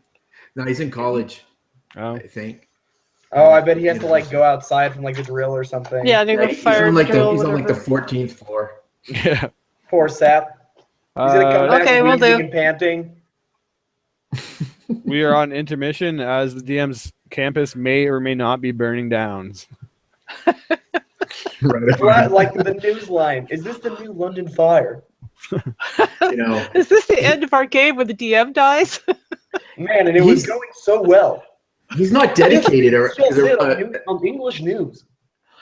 Yeah, if he was dedicated, he'd stayed on his 14th floor and run this thing, right? right. It's like there's like those stupid Facebook videos where it's like, what'll happen next? Like to be continued. We don't know if there's a real emergency or just the in-game emergency. I did notice Yeah. he finished out his attack on you, Chris. Yes, Yeah. he gave him the damage. At least we know Chris is dead. Yeah. Yeah, at least he's dedicated to killing me. Dude, see, I thought I was gone, man. I thought I was so gone because I took that 6 points and I'm down to half health now. Yeah, me too. And Well, he was already at half health. I've been watching. Yeah, if I take I have. another hit, especially from this bad boy, I'm screwed. But I have a limited amount of healing at level 1. I'll be right back. I'm going to run to the bathroom. It's a break. So, Yeah, I'm gonna get a drink too. I'll be right back. I'll do what I can do. I saved 1 heal spell, Lionel. You did. But it's a touch spell. Oh, But well, I also give Silas a little tap as he walks by you because well, I think the monster's between him and me now. That's when I was like, oh crap, that's not good. I was trying to stay close to him. Mhm. So so I'd be like within reach if something went wrong. But he's got 3 death saving throws for me to get there and stabilize him. yeah, that's okay. I've got proficiency with my medicine kit too, which I think stabilizes him with 1 hit point. Right. Horatio has an idea. It may not be a good idea, but he's going to do it. This might be a very short campaign for us. But We have to start over next week with new characters, you mean? Yes, I have a really good idea. I'm gonna if I make it to my turn. Oh, I think I'm up next, right? Because that was Anson and then the back Then guy. there's all the monsters, which Yeah. hit Anson, but I don't know what else they'll do. I think the conductor's in there somewhere, and then it'll go to you. Yeah, all right, conductor goes before me. Cool. Harry messaged Steamy Peoples. Oh, never mind. He messaged me. He's on his way back. Okay. All right, I'm gonna take a really quick break before he gets back. Yeah, me too.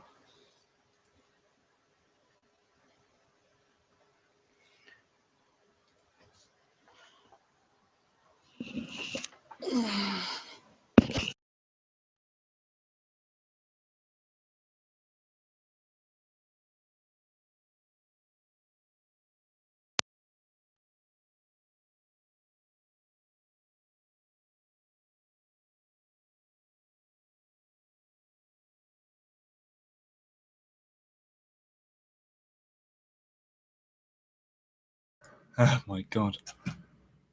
Oh boy. We're all taking breaks. It's fine. So Sorry I about take that. it was a false alarm. Yep. I ran back up Oh, you didn't need to do that. because I'm on the 9th floor. Nice. Okay, we were afraid you were on the 14th floor, and we're all like, oh no, poor Harry. I got most of the way down. I'm ready to come back up again. Oh, jeez. Oh, so fucking Jesus. You didn't need to run. I'm trying to run a game here. It's important. I know. Right. I gotta feed Is my Chris kittens. dead? I don't. He's He's down. unconscious. He's unconscious. Rip. You did 10 points of damage. Of course, Yep. that's gonna drop. And he was already down 6. Yeah. Yep. Oh, I mean- Jesus. I have ideas. I think Lionel may have ideas. Who knows? He's not. Well, He's not that's absolutely done for. That's what you get. So my plan is to let this big beastal thing chew on Anson for a little while. Because that'll know keep how I him feel about this occupied while plan. we get this train going.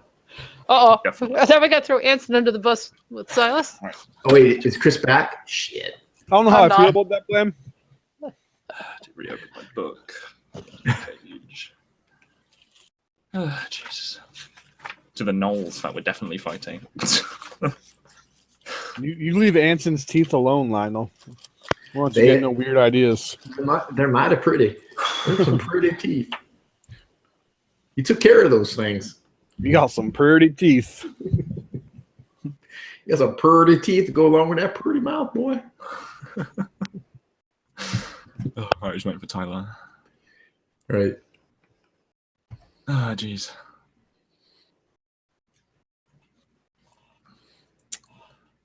I've got to just hunt down whoever did that. Let's set that alarm off. Ah, shit. Like running around doing stuff, and my cats are like, "We need our kitty treat." So I had to stop and give cats kitty treats. Oh. Because So you know One how it is second. when you have cats. Hey, he's back. He's back. I'm The not- alarm went off because the session was so fire. Dude, I'm loving this game so far, and this character, and your guys' characters. It's gonna be fun. So I'm actually super hyped to play all the way through this campaign. If you can survive. Yeah, dude, that no bite messed me up already. That's not at all. I mean, whatever it is. No, sorry, it's a gnome. That's right. The gnome. It's a nobody. Ferocious gnomes. It's the ferocious garden gnome. Straight out of Goosebumps. Stand-in's revenge. Oh. Gosh dang it. Oh, We dear. both- Man, can I just say already, guys? Like, I love this group dynamic we already have. Well, I knew when I saw who was playing, it was going to be great. Yeah, man, it's fun. So what happened? Did you decide to somebody hotbox too hard in the room? Decide to try and burn Ulrich know. too much? I just got What most of the happened way down the stairs. you mean besides you guys leaving me abandoned all by myself, and then poor Anson getting gnawed upon? Whatever, dude. You quote unquote nobly retreated. I actually, honestly, I ran the wrong way. I thought I was going away from the train, not towards it. Yeah. That was my bad. So, yeah, let's go jump back in. So, Anson, you just take this massive bite to your like chest or something. You're down. Am I right? Yes, sir. Yeah. And the rest of you in the carriage can hear some thuds. There's, what could be maybe 2 creatures land on the roof of your carriage. Let's go to Horatio. You hear this growling. It's pretty much soon after the door closes. You hear a thud and then a really loud growl, and then a yelp and another thud. Yeah. So Horatio's got is closest to the bar car. Yeah. So he kind of peers around the corner in the door that Anson had left open. So both these doors are open. So he just sees, like, as this thing just kind of worries Anson back and forth, and then I don't know if it drops him to the ground or not. Into the ground. The minute that happens, he looks at the bar keep with his sawed-off shotgun, and he shoves his pistol at him. It's not even got like one new shell in it, and he's got other shells in his hand, and he shoves those into his hand and says, "Give me this." And he takes the double-barreled shotgun from him, and he runs his bloodied hand along the barrel, and it begins to glow much like his revolver did. And he takes aim and he walks. I'm just going to take a couple of steps forward into that car and just unload both of those barrels into this thing. Sure. Shoot. What is the damage on that? It's the sawn-off is 2d6. It's got buckshot in, so. Oh, okay. 6.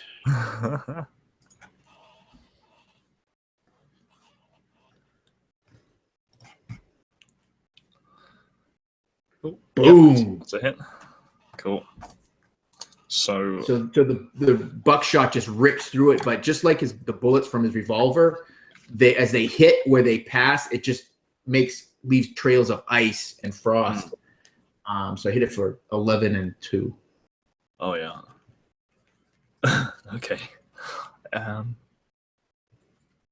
Yeah, this thing's like barely even phased. Just takes this buckshot straight to the chest. And Gaping seeing wound. that's when Horatio nobly takes a couple steps backwards, Closes the- kicks the door closed into the carriage that he's in, turns around to the others and says, "I think we may be in trouble." And he splits the gun open and he looks at the bartender and he says, do you have any more shells? And that'll be his turn. Yep. As he kind of ducks off to the side around. Yes, that. the bartender sort of hands you a handful of shells, and he's sort of reloading your revolver for you. That's his action. And the rest of the people are like cowering underneath the tables in this carriage. And As you kick the door closed, Silas will look at you and be like, "You leave a man dying in there? Are you insane?" yeah, so Silas, what are you doing? It's your turn. Yeah, I mean, assuming that they can deal with this other Knoll, I mean, Silas is, against his better judgment, going to rush towards the carriage. Sure. And like I swing the door open, like I shove Horatio out of the way and swing the door open, and I take in the sheer size of this thing. Yeah. This And I thing look is at it, just ripping covering an like instant. the whole sort of inner part of this carriage, just absolutely massive. And it's just ripping into Silas right now. And I look at this thing, I'm like, oh, hell. And I raise my gun to Warzone to take a single shot at it. Sure. Okay, how does a 16 look? Yep, that hits. Okay, so let's 2d8. 7d8. Okay, not as good as double eights. 5 plus 3 plus 3, it's 11. Oof. Nice. Oop. Cannot add. Yes, this thing takes another round to the chest. It looks a bit more injured, but it's like just hulking and massive. So like each round just penetrates, just stays in, but this thing is still like on its feet. And then I imagine I duck back behind the wall so that it doesn't have a clear shot at me. yeah. Sure. So we're on each of us are on each side of this wall, and And we just share a glance at each other. Horatio's probably looking at you like, yeah, yeah. It's And I just look at Horatio, my eyes are wide. Oh boy. So Tanta. I don't know how much Tanta actually saw about what's going on. We heard all of it. I heard, yeah, but she heard she knew someone was injured. She knows something's going on. So she steps in there and she's gonna hold up her antler again and really suck up all the energy she can from the spirits in the air. Yeah. And once again, this time it's another one of those blasts that looks almost like lightning coming out. Oh yes, and it's I can't add, but it's 24 to hit. Yeah, that hits. So what do we get? We get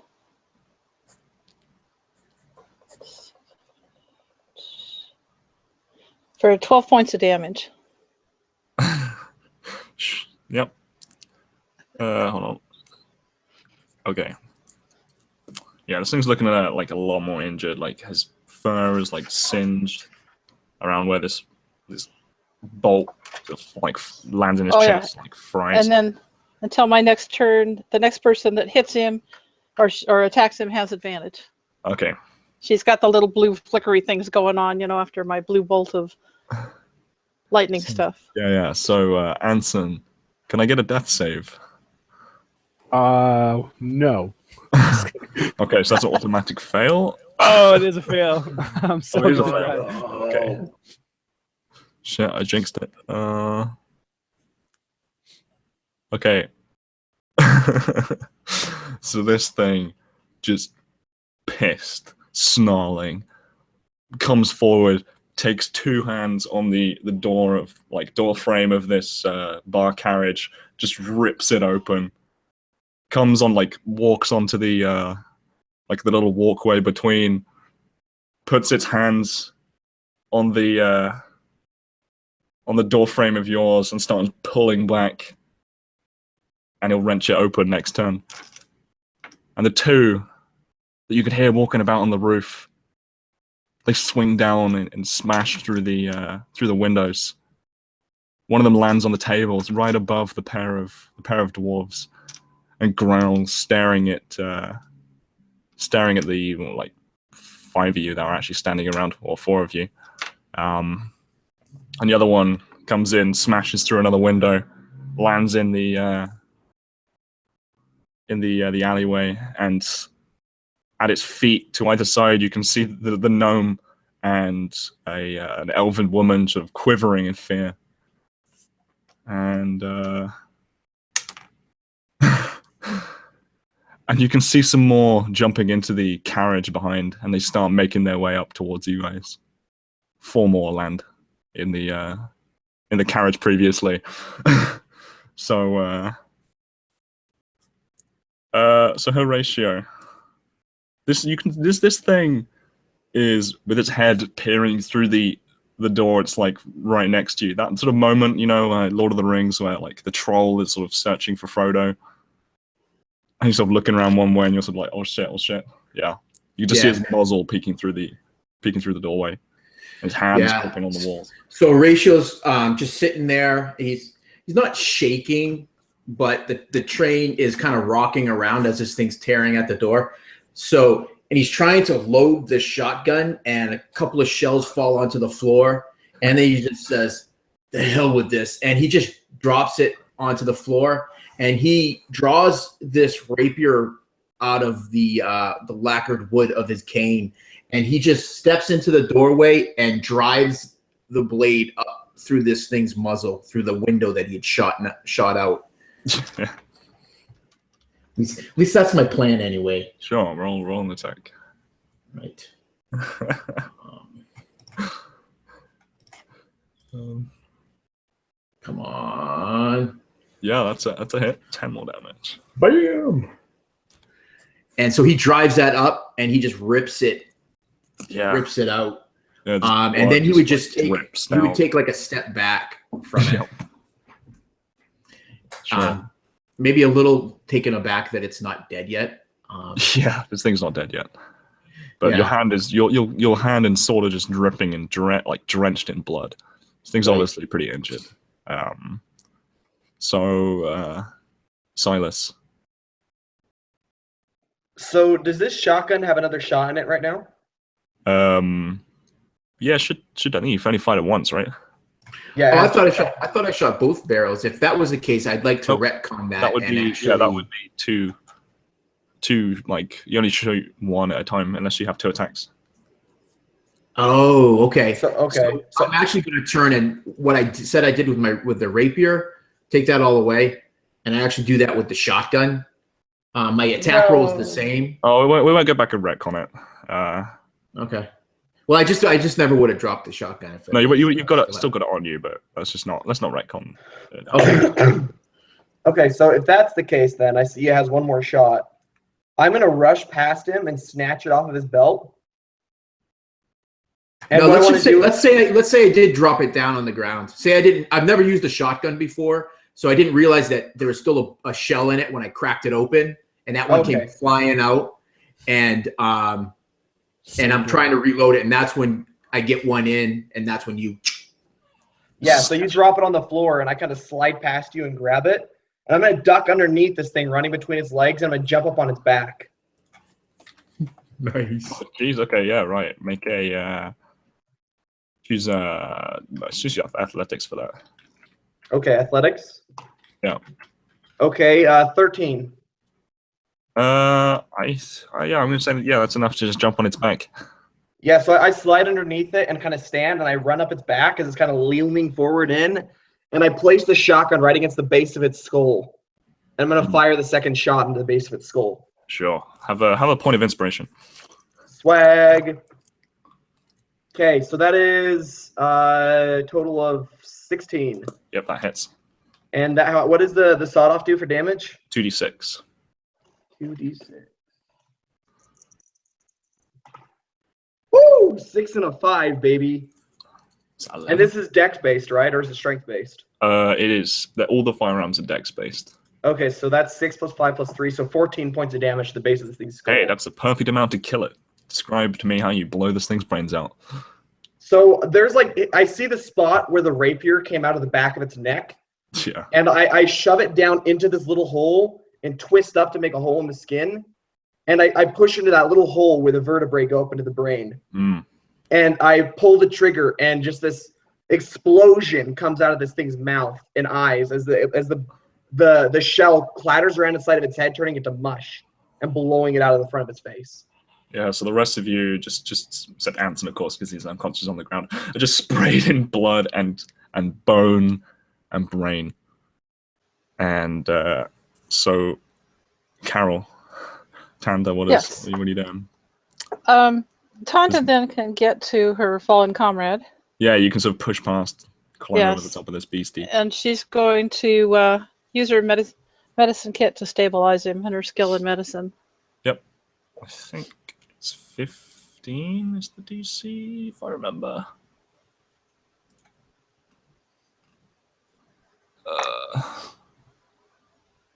Oh man. Even with a kit, huh? You're proficient with the kit as well, yeah? Yes, I'm proficient in medicine. I think. But I I mean, think that that's. just- Adds just more to my medicine skill, I'm sure. Hmm. I can't think of any way to make this 9 turn into a 15. That's okay. I want to roleplay something anyways. Okay, that's what the dead Yes, person Chris, roleplays. Yes. Anyway, she goes and does her herbs from her kit and, Mm. and does her best to try to stabilize him, but Perfect. it's not going to do the job this time. No. So, So- yeah. So as you're doing that, Tanta, you're trying to get all your herbs and perform this like healing thing to bring Anson back to consciousness. You hear the laughter of 2 small children, and you look over and you see kind of like in your spiritual sense these 2 small little children playing. And then you look behind you and you actually see Anson, who is also in spiritual, like kind of out of body experience. And he looks confused and lost. And he calls out and says, "Peyton, Troy." And then they run over to him and they just kind of like yell in excitement, "Daddy, Daddy, it's you." And they hug him and embrace him. And he looks and you see this beautiful woman standing on the opposite side of the cart. And he says, "Beth, is it really you?" The woman nods and starts to walk in. And he says, "No, I'm not ready. This isn't done yet. I'm not ready." And he'll make another death save. Have a point of inspiration as well. I'm going to use it then, You can use it, definitely. because I just rolled a second 4 in a row. There's one save. One save. Okay. What was it? Just like a normal one? Because if it's 20, you get to get back up. No, it was a 17. Okay. Okay, that was awesome. And then Anson sees you actually, and then he kind of like starts to snap out of his dying and is fighting on to live as he realizes that he's in this out of body experience. Yes, and of course, seeing him there, I'm calling him back, saying, "Come back. We still need you. We're going to try to get you back up. I think we can do it." All right.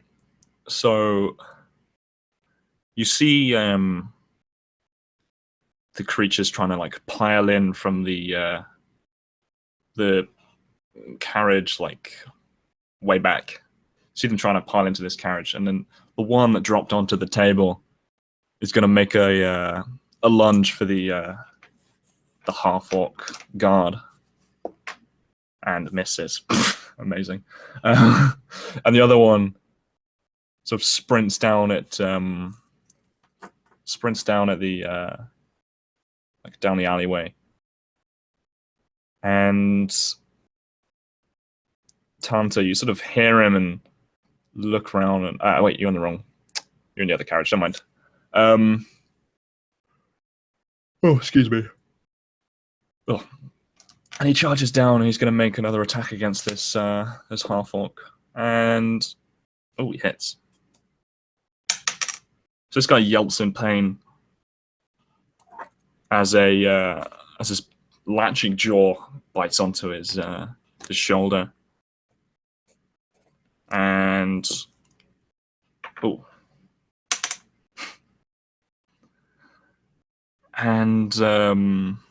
you hear another thud on the roof of the bar carriage, and some more growling. You can hear another one trying to get in. So, Horatio, there's a carcass of this giant hulking beast right next to you, and there's two others in the carriage with you attacking the half-orc. Right. So there's literally that moment of he's just standing there with a little bit of shock as he's got this gore just spattered across his face and his nicely pressed suit, and he just wipes his hand with face clean with the back of his hand, and he quickly puts the rapier back into the rest, making it a cane again, and he looks to the bartender and he says, "My gun." Mm-hmm. And he says that as he's walking back over the carcass of this thing past Silas.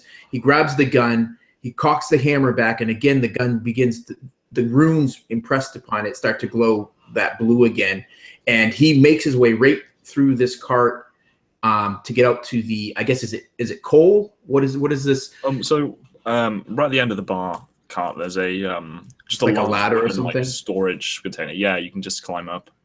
Right. So that's what he's gonna do.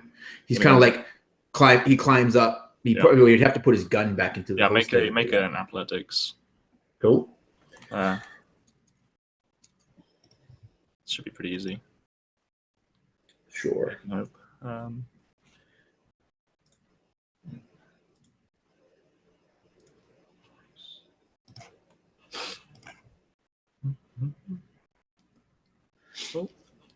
Not for me. Nope. You sort of So- yeah. Try So and- there's just so much gore on Horatio that as he starts to go up these rungs, he gets about halfway up, and he has like this gore like smeared on the bottom of his shoe, and it slips, and he literally like and falls, rather ends unceremoniously onto his ass, and has to get himself back up again. Sure.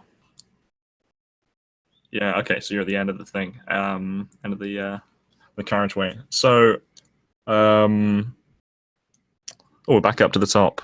Silas. Yeah, so seeing all these kind of gnolls pouring into this train, I yell at the guard, "Get back over here, run!" And I snatch up those shells that he dropped on the ground for the shotgun. Hmm. I only imagine maybe there's 4 or 5 of them. Yeah. There's not many. Yeah, so I snatch up those 4 or 5 shells off the ground and back into the other carriage, yelling and hoping the half-orc will listen and run. Yeah. And what I'll do is I'll take my action. I just like very calmly, when his hands were shaking with the shotgun, obviously he's not used to it. I just really calmly just like push the button, snap it open, and then and push it back closed. Yeah. Awesome. Right. So Tanta. And I'll wait for him to get through the door before I slam it shut behind him. Sure. Hopefully you'll let the other people get in as well. Oh yeah, the other people do. I'll wait for them also then, for them to Yep. get through. All right. So Tanta, yeah. What are you doing? I forgot the other people started filing back into the room. Well, Tanta's there. She's got her medicine kit out. She goes ahead and gives that another try. Sure. See if she can stabilize her newfound friend here. Oh yeah, that's much better. That'll do it. Yep. Stabilized. Yes, he's now stabilized. She calls him back. Her mind projects into the spirit realm as she uses those herbs, and there's some power there. And she's like, "Come back, we need you." And just starts to draw him back into his body. That's what I thought, Kai. Oh, really? I didn't know this. If it's a healer's kit, she just uses an action to stabilize me. I'm not sure what a medicine kit is though. Same thing, I think, isn't it? Medicine. Oh yeah, it's a healer's kit, medicine proficiency.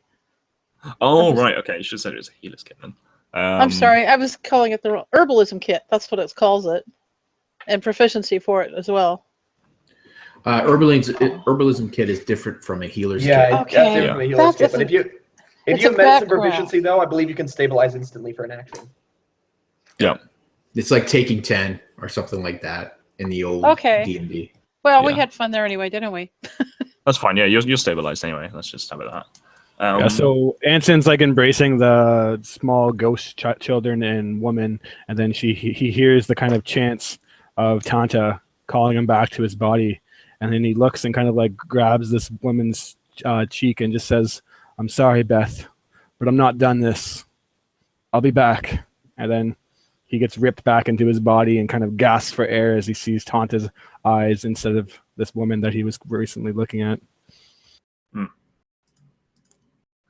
All right. I think stabilize just means you're unconscious, right? Probably.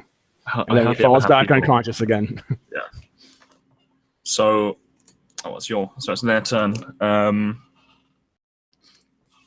So the half-orc is going to try and make an escape by breaking free. It's going to take an attack of opportunity, however, which does not hit.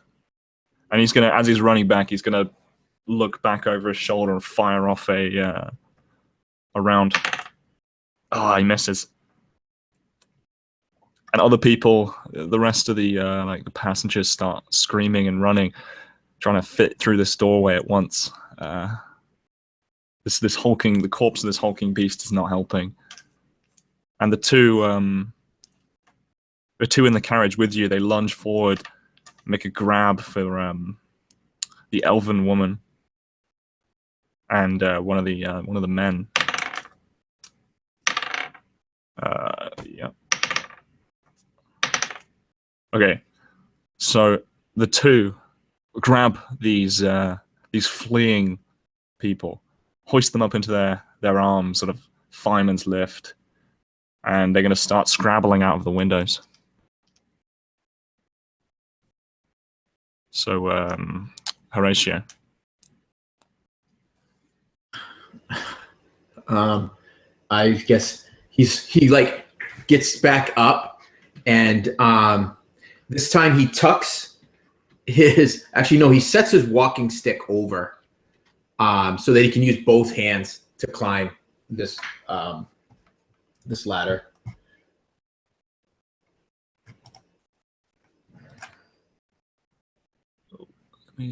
Come on. And I cannot do it. I never mastered ladders. just can't get up the slippery ladder. Plus, it's not helping with the swirling wind and all that dust, just stinging your face.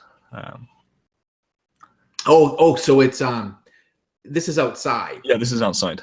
Oh, I misunderstood. My bad. Yeah, so you've gone through the door, and there's a little. If that was the case, I probably would have pulled a kerchief that he has in his pocket. He probably would have pulled that out and tied that around his face. So that's what he'll do now, saying, "Well, maybe that'll help." You just that's what it is. That's you why can't really see. You have to close your eyes to try and grab onto these rungs. Right. All right. So let's go back to Silas.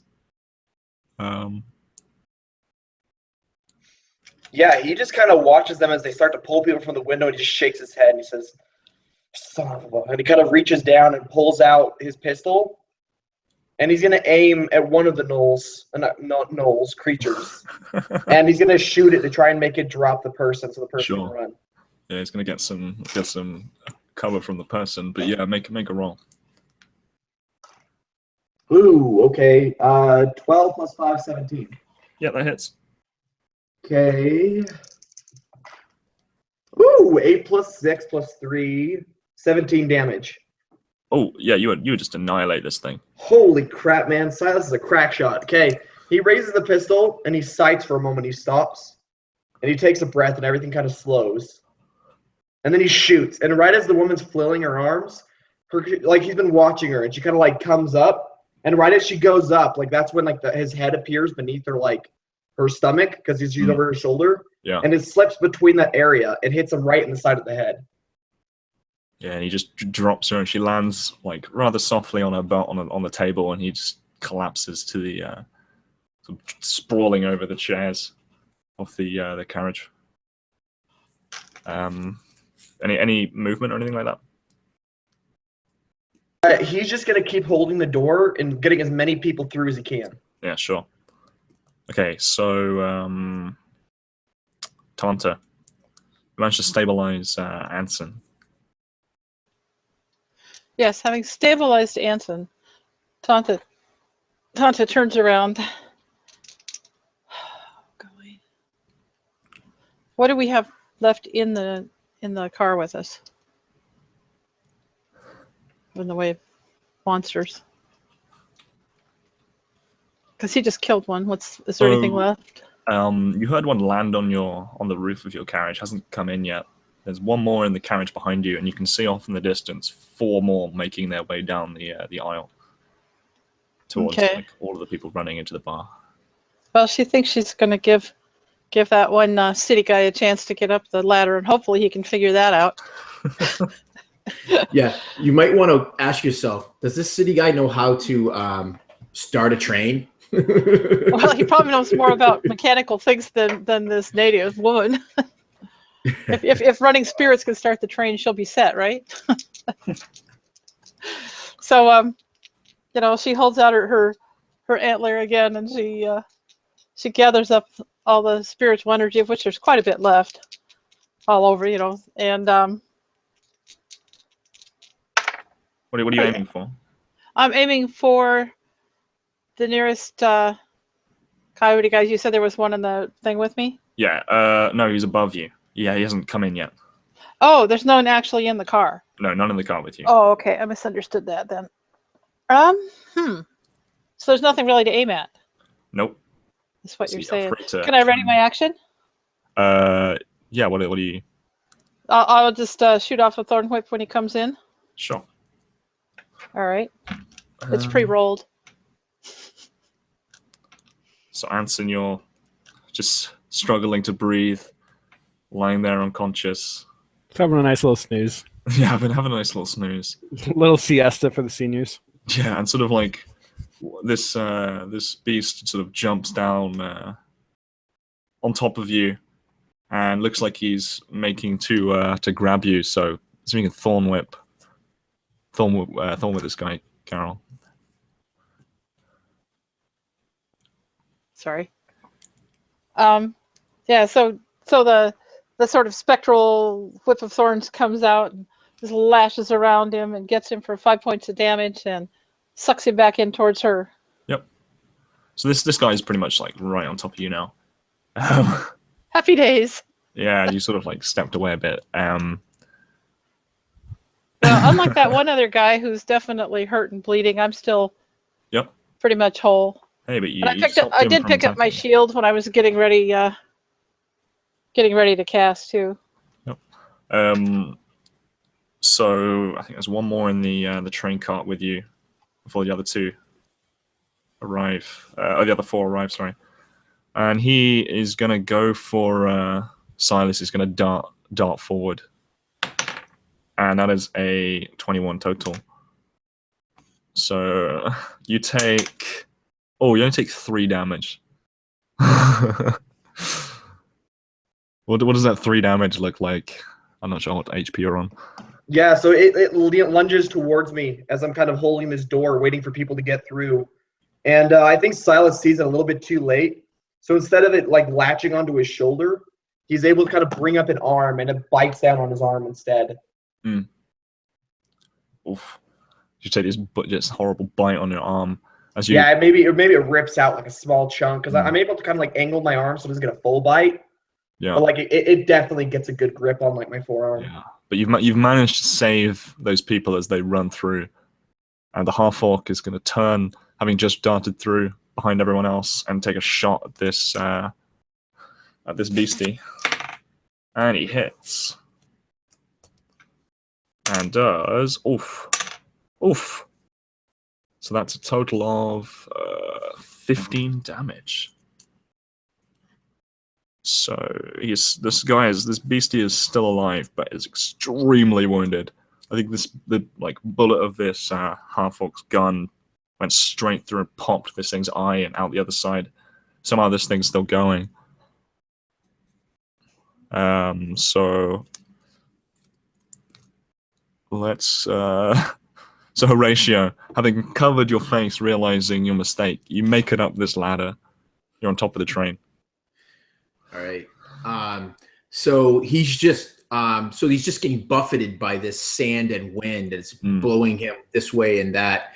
And I mean, he's squinting. He's got his glasses on, and he clicks a little lever on the side, and there's and glasses, they shift, and it allows him to focus a little bit better. And so he just trying to get his bearing, and he looks and he heads towards the locomotive. Yeah, so you start like just trudging away through all this sand and it's just and wind, and you can see just about ahead of you this big mound of coal, sort of partly covered by a tarpaulin, which is just big sheet. So he would like jump onto that and just start crawling across it to get down into the locomotive. Oh yeah. So, we're back up to Silas. This thing is bitten onto your arm, but taken a bullet to the face. It's almost dead. Yeah, Silas doesn't even hesitate as he grabs the shotgun off the table next to him, and just with like a heave, brings it cracking down on the back of its neck. Nice. And that'll be a total of 14 to hit. So I believe Yep. they have AC 12, right? Yep. Okay, and I'll just treat it like an improvised club again. Yep. And that's just 5 points of damage. Yeah, that's enough to kill it. Yeah, so I slam this down on the back of its neck. You hear a loud resounding crack, and its mouth reflexively opens. I bring my foot back, and I kick it through the door that it was lunging at me from to stop the other ones from advancing, and slam the door shut. Nice. And then I back away from the door, and I just snap the shotgun closed again. Nice. I think you're all in the like the bar area now. So, Tanta. There's one in there like with you. You've managed to pull him off, Anson. He's right in front of you, snarling, growling, staring right at you. I'm going to, with one swift movement, stick my little focus in my. Actually, it's hanging on a cord on my neck, so I'm just going to let go of it and reach in and pull out my short sword and attack him with that.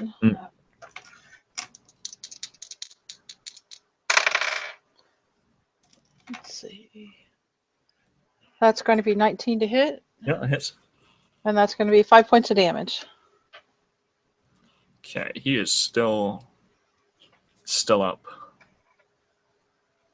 At least those dice roll. Yeah. So this thing stares you down. His eyes flash red. You're sort of caught the look staring into this thing's eyes. Can you make a wisdom save for me, please, Tanta? Yes, I'm going to mutter under my breath, "You don't scare me." As I roll 14. Yeah, that's enough. So just shaking off this sort of fog which begins to form over your eyes. You stare this thing down like, yeah, you can't. You can't.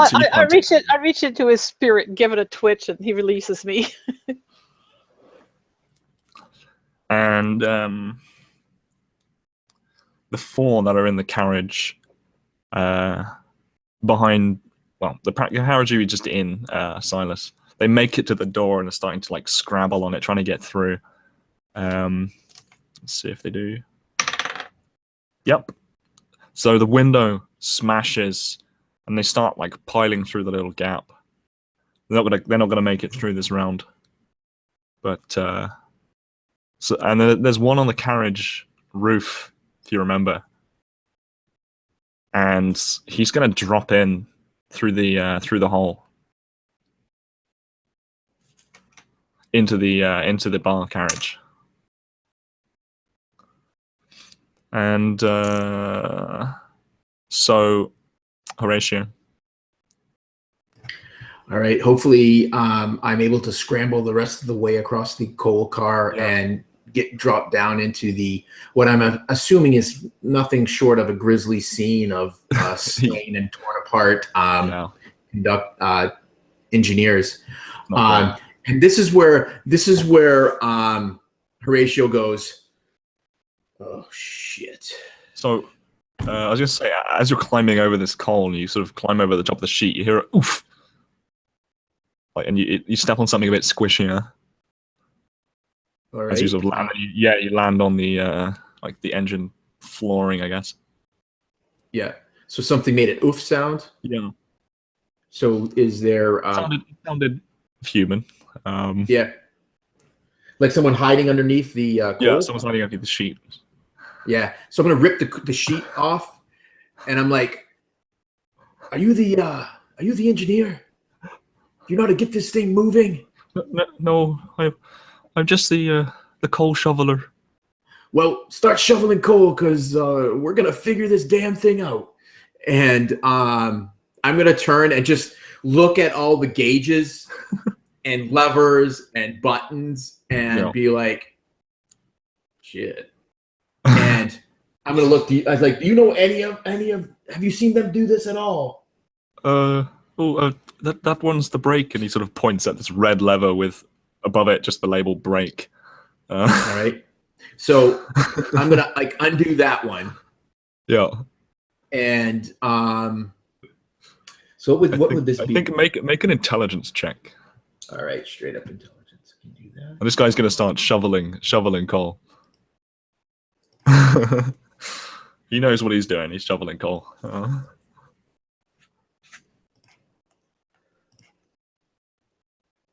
See what you got. Oh yeah. All right. Ooh. You're like, okay. There's four things in front of you. There's brake. There's a green one, and there's two sort of black ones. You think, okay, the green one is probably go. So you give it a pull, and you start sort of hearing this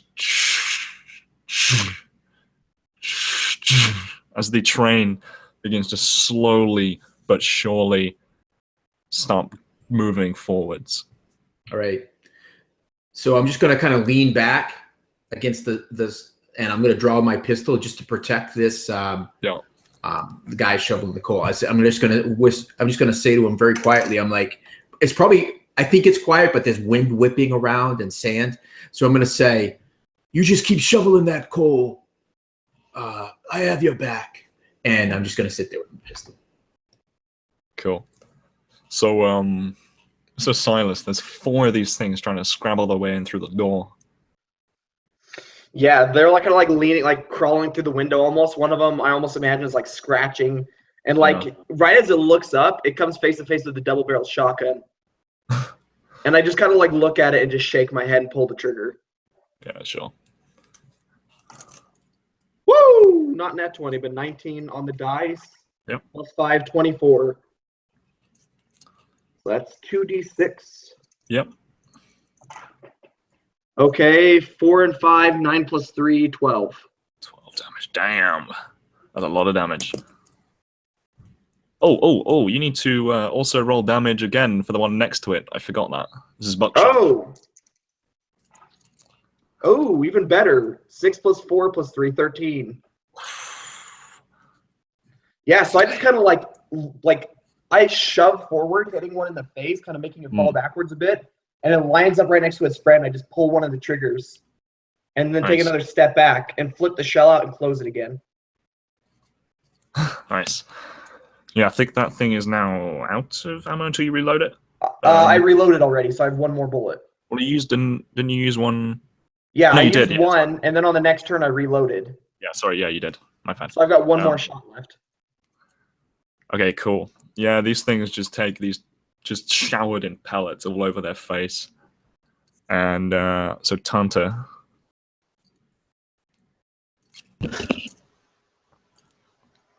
You've got one like right in front of you, and another one is dropped down behind that one.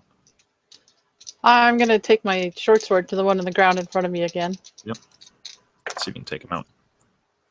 All right.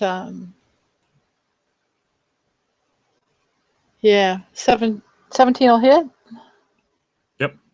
And be 4 points of damage. Oh, nah, he's still going. Looks like these little slashing measly butter knife is not going to harm this guy. So Well, he's not. He's not in great shape, is he? No, he's really not in great shape. I didn't think so. So, just keeping an eye on the time here.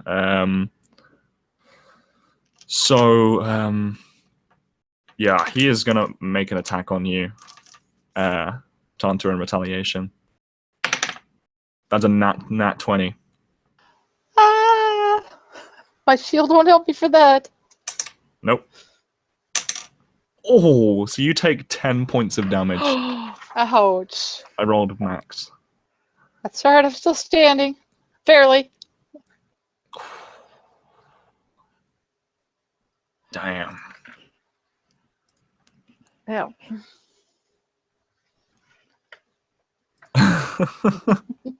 Oh yeah, don't worry, the orc will help you next time. In fact, that's his job right now. He is going to attack the one that's just dropped down into the train, and he misses. And the husband of that man that was in your carriage, of the woman that was in your carriage originally, he is bravely gonna stand up, brandish his fists, and charge at this this one that's fighting Tanta.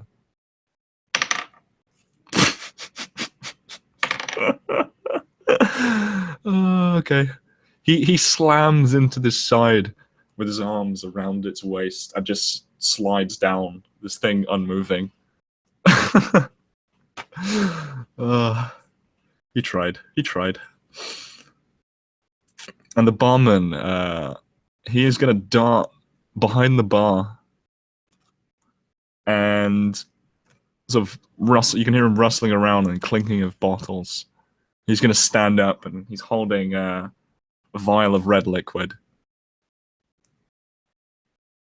And we'll go on to Horatio. So as this this train is beginning to pick up speed now, you see, like, coming out of the swirling dust, you see the shadow of a hulking creature coming towards you guys.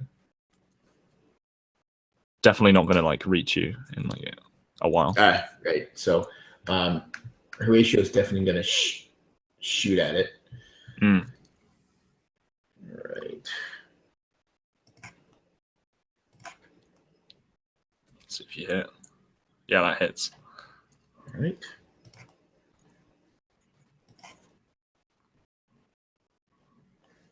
Okay, So yeah.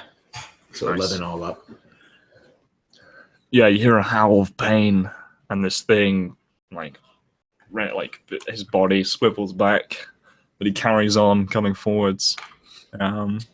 So, Silas, these four are desperately trying to scramble in, but they just can't. They just can't make it in. They're all going at shake once. my head. I'm like, with the lack of brains that make up for in persistence, and I lean up to the window again and shoot again. Oh yeah. Okay, 12 on the money. Yep. 12 hits. And do I hit two of them again? Yeah. Okay, so one of them's going to take 9, Okay. and the other one is going to take max damage, so 15. Both are dead. And I kind of just look at the shotgun, and I'm like, and I slip it onto my belt, and then I reach under my arms and I pull out my twin revolvers. Getting ready for the next onslaught. Yep. All right. Tanta, this one in front of you.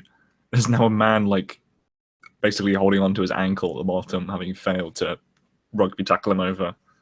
And he's in front of you. He looks pretty wounded though. All right, I'm just going to go ahead and try the sword again. Yep. All right, that'll hit. Yep. And 6 damage. Yep, that kills him. So she finally takes her little sticker and manages to stick him well enough to bleed him out. Just smother him in some butter. That'll do for later. Hey, she's a desert woman. She's not fussy.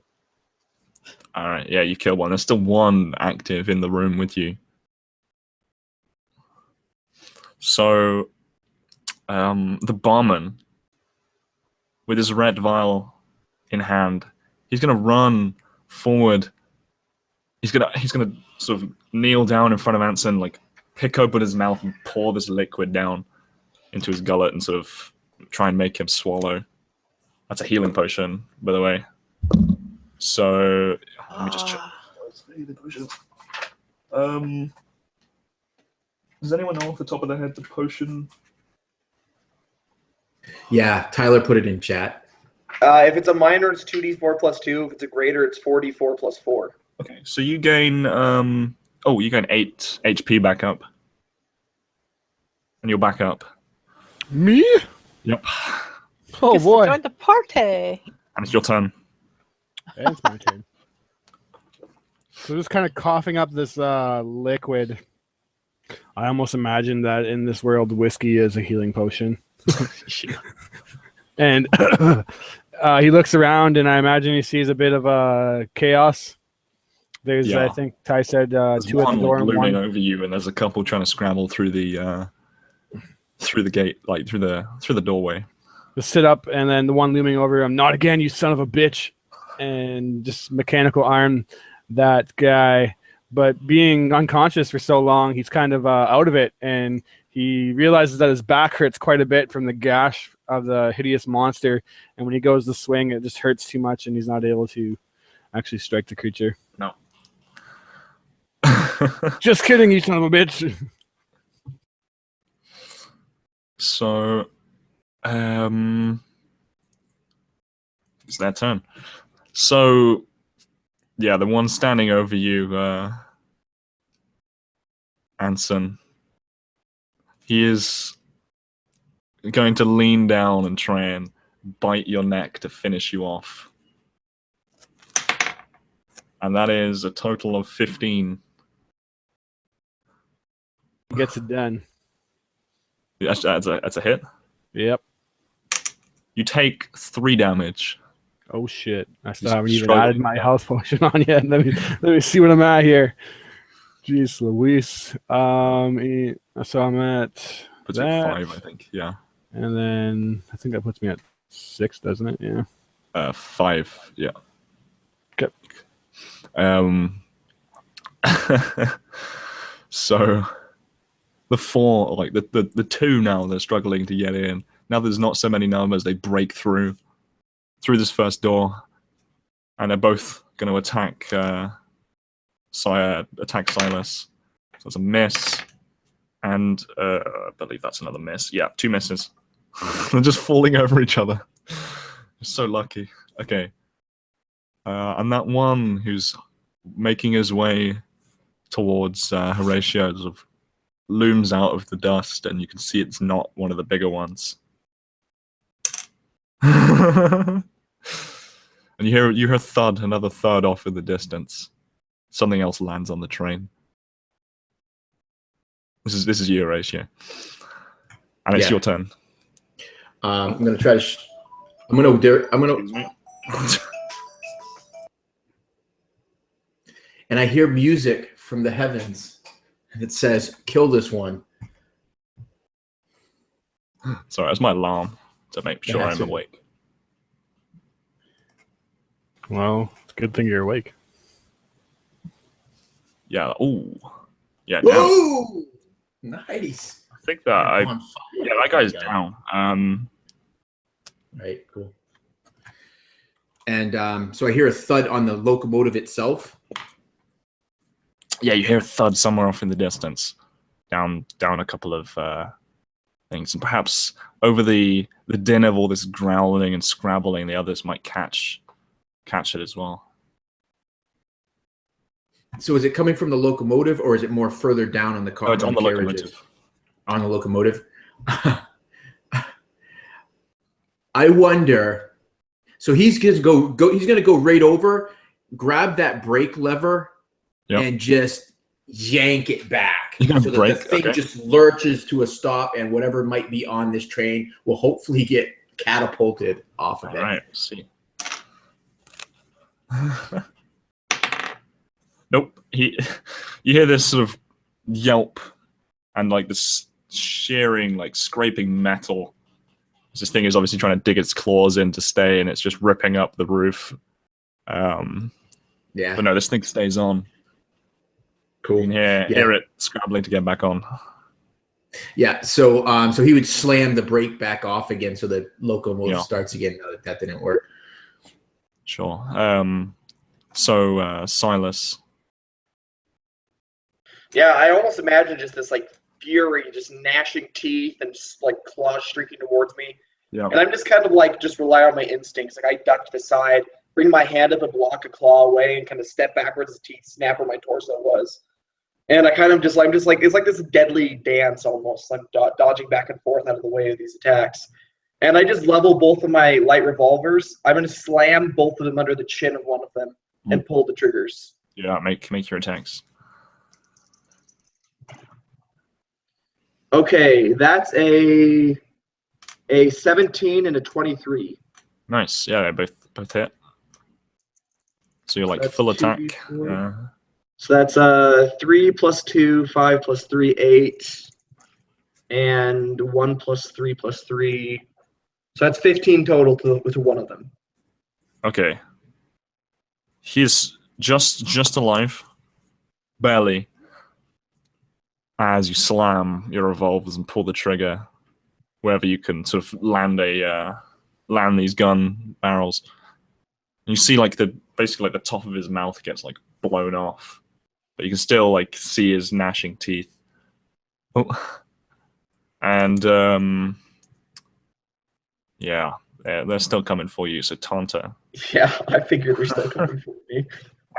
Oh no. Yeah, Tanta.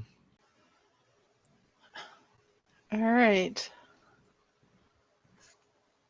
Do I have anything in reach this time? Yeah, there's one over Anson, sorry.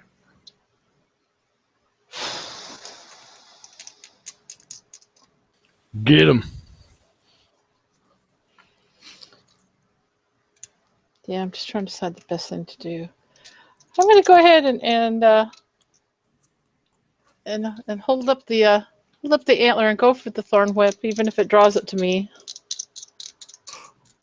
Sure. Hopefully, that will give Anson an attack of opportunity. It definitely will. Oh yeah, and that's going to be a hit too. Yep. Roll your damage. 5 points. Cool. Okay.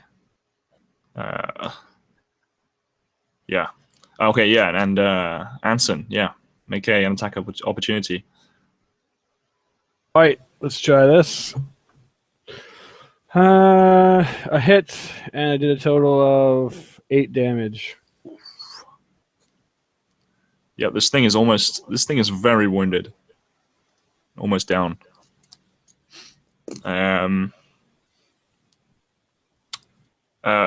It's your go. All right, see if I can finish him off. I hit, and oh my god, 2 damage. Oh. Damn, no, this thing is still up. So Right.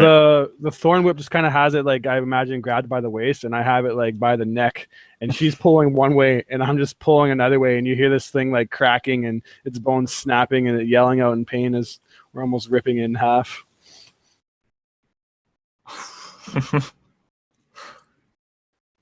Sure. Right. So I'm just redoing the damage from what Tana's been saying. Okay. It changed too much. So the half orc, I think, has 1 bullet left. He is gonna make a shot at the one over the top of you, Anson. And he hits. And it's a crit. So, oh, this guy is just so dead. Okay, so that one like you've been fighting, Anson and Tanta is just obliterated from behind by this half orc.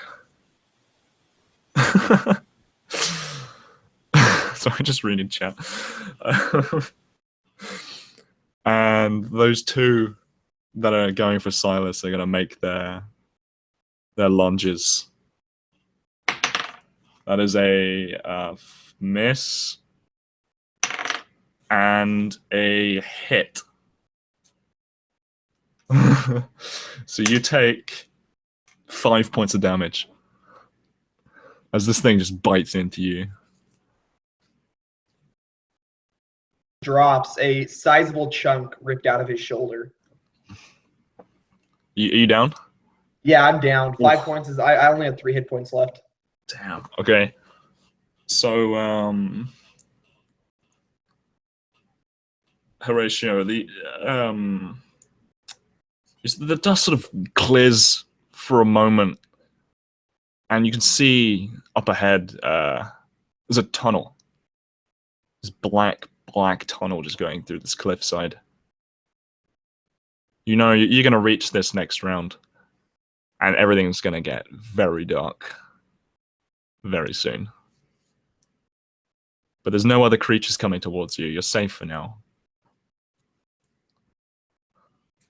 That one that you heard, you know, getting knocked around, its thuds sort of fade into the distance. It's going away from you. Is there anything you'd like to do other than cheer on this guy to keep on shoveling coal? Horatio would kind of be looking for another shovel. And not seeing one, he would say, "You just keep this train going, boy." And because it is a boy, right? It's like a young man. It's a little boy. Yeah. And he would get back up onto the coal car and just kind of shimmy his way across that to try to get back into the bar car. You're gonna try and get it, like, go back. Well, Sure. first thing I do is I get up on the coal car and I look over on the locomotive. Do I see anything on that?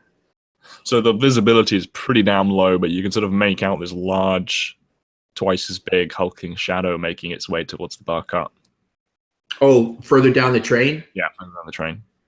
Okay. Now, How probably far- about where that ladder is, where you climbed up, about to jump in. Oh, cool. So what I'd like to do, because we're gonna hit that tunnel. Yeah. So this is what I'd like to do, and I don't know if it'll work, but I'm gonna just kind of sit there on that coal car, and I'm just gonna steady my hand, and I'm gonna try to shoot it, but I want to shoot it, not really thinking I'm gonna kill it, but shoot it so that it kind of rears up, so that when we hit that tunnel, Oh, sure, definitely. it gets a nice little surprise. So let me see if I can even hit it. Yeah, make an attack. Come on, baby. Yep. Yes. So it doesn't do a lot of damage, Nope. but I'm gonna roll you a little like ice damage as well. hey, it might be little ice damage, but it's my ice damage. You just rolled like 2 ones. Whatever that was. It's like, there's no damage at all. That's fine. Yeah. So yeah, I'm gonna do that and Yeah. hope for the best. Yeah. So, Silas, make that death save.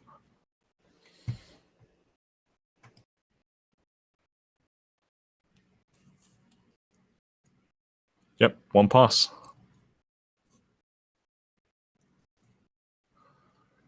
Okay, so Tanta.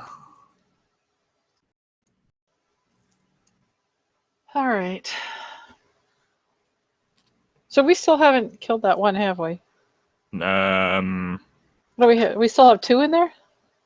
there's two by the door. The one that he got obliterated by a half orc. But yeah, something loud is approaching.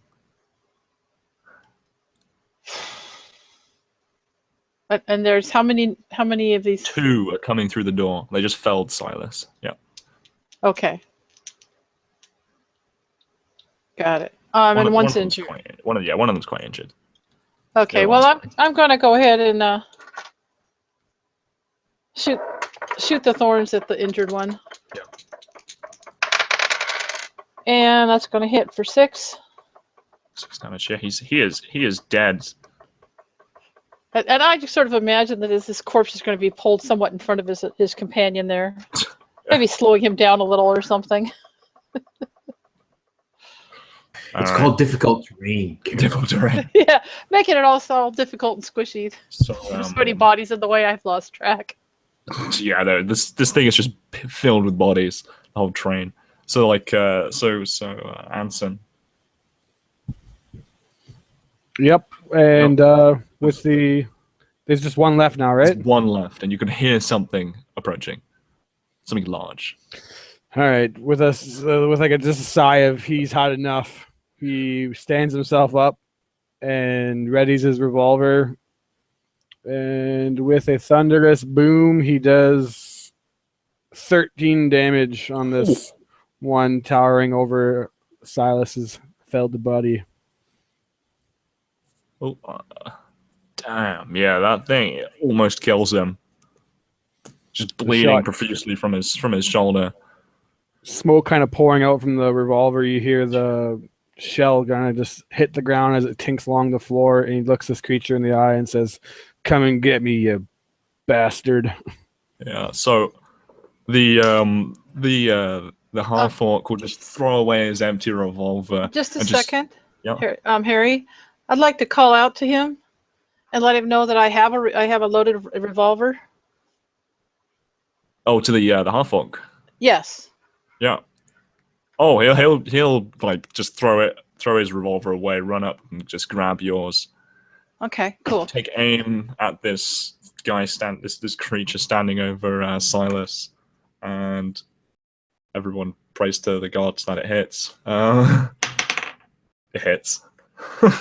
What size is your revolver? Medium? Yeah.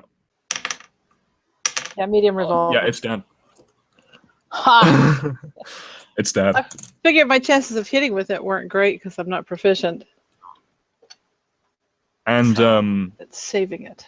so, Horatio, the world around you goes black as you enter this tunnel, and you see at the end of this like the end of the carriage, the storage carriage, you see this creature has like turned to face you, and then it just vanishes from view as the like the top of the tunnel just hits it square in the chest, and the train passes underneath it, and the carriage around you, like everyone, is just plunged into just pitch black, utter darkness as you're going through this carriage. Okay. I It's can help with tunnel. that. I was gonna say, I think we'll end the session there. Perfect. Well, not perfect, Awesome actually. sauce. But Oh, that's great, man. Yeah, well, so much for Horatio's idyllic train ride into the wastelands. You're the Yeah. only one that's not damaged. give us a break. I have every time I changed my weapon, I had to take a point of damage. So I actually was damaged. Oh, somehow I don't think you have 2 or 3 hit points, or are laying there unconscious like some of us. I have 9. Nothing could have easily one-shot. One of these things could have one-shot me. Yeah. Yeah. Any Tough of us. tough life for a city slicker.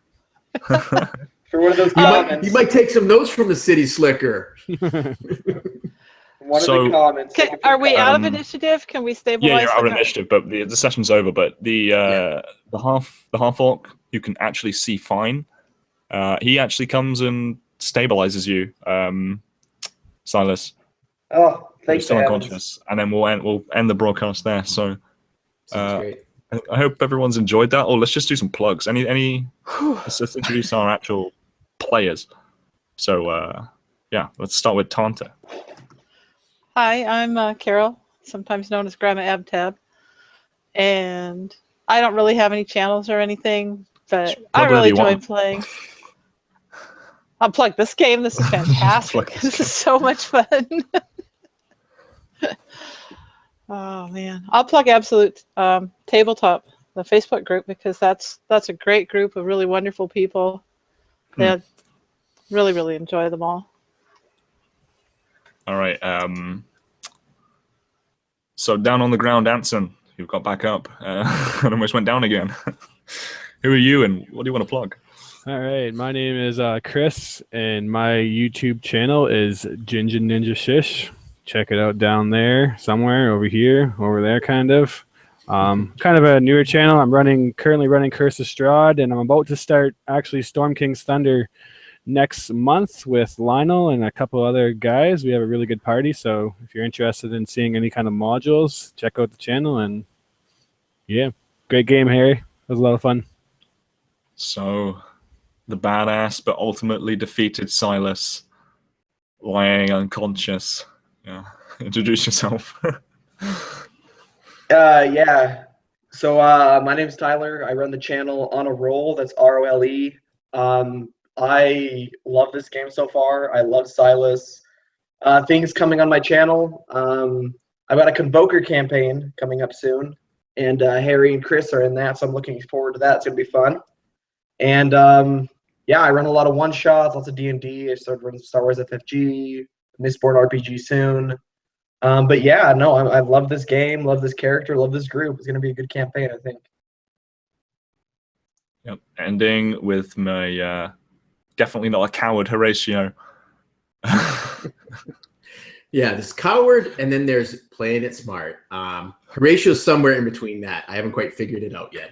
I'm Lionel. I'm half of Two Guys Tea and D&D with Harry, and this was a great game. I loved that it started like really slow for like the first maybe 2 or 3 minutes, guys, and then it's been like a nail biter the whole rest of the time as we're like all scrambling around trying to stay alive. But I love the game, Harry. I love the setting. Ty and I were chatting in chat about how much I really like this. This might be my new favorite kind of setting, is the steampunk, cattle steampunk. And players, everyone was awesome. I love Silas is just a freaking balls to the walls nut. I love that the old grumpy man there, or maybe he's not grumpy, with the mechanical arm, just likes to smash the shit out of stuff. And I haven't figured out what's going on with this native woman yet, but I can't wait to find out in the next session. But it was really a blast. Thanks for running it, Harry. Oh, no problem. Right. Thanks for watching, everyone, and we'll see you. Who knows when? Never again. Never again. We're all dead. Right.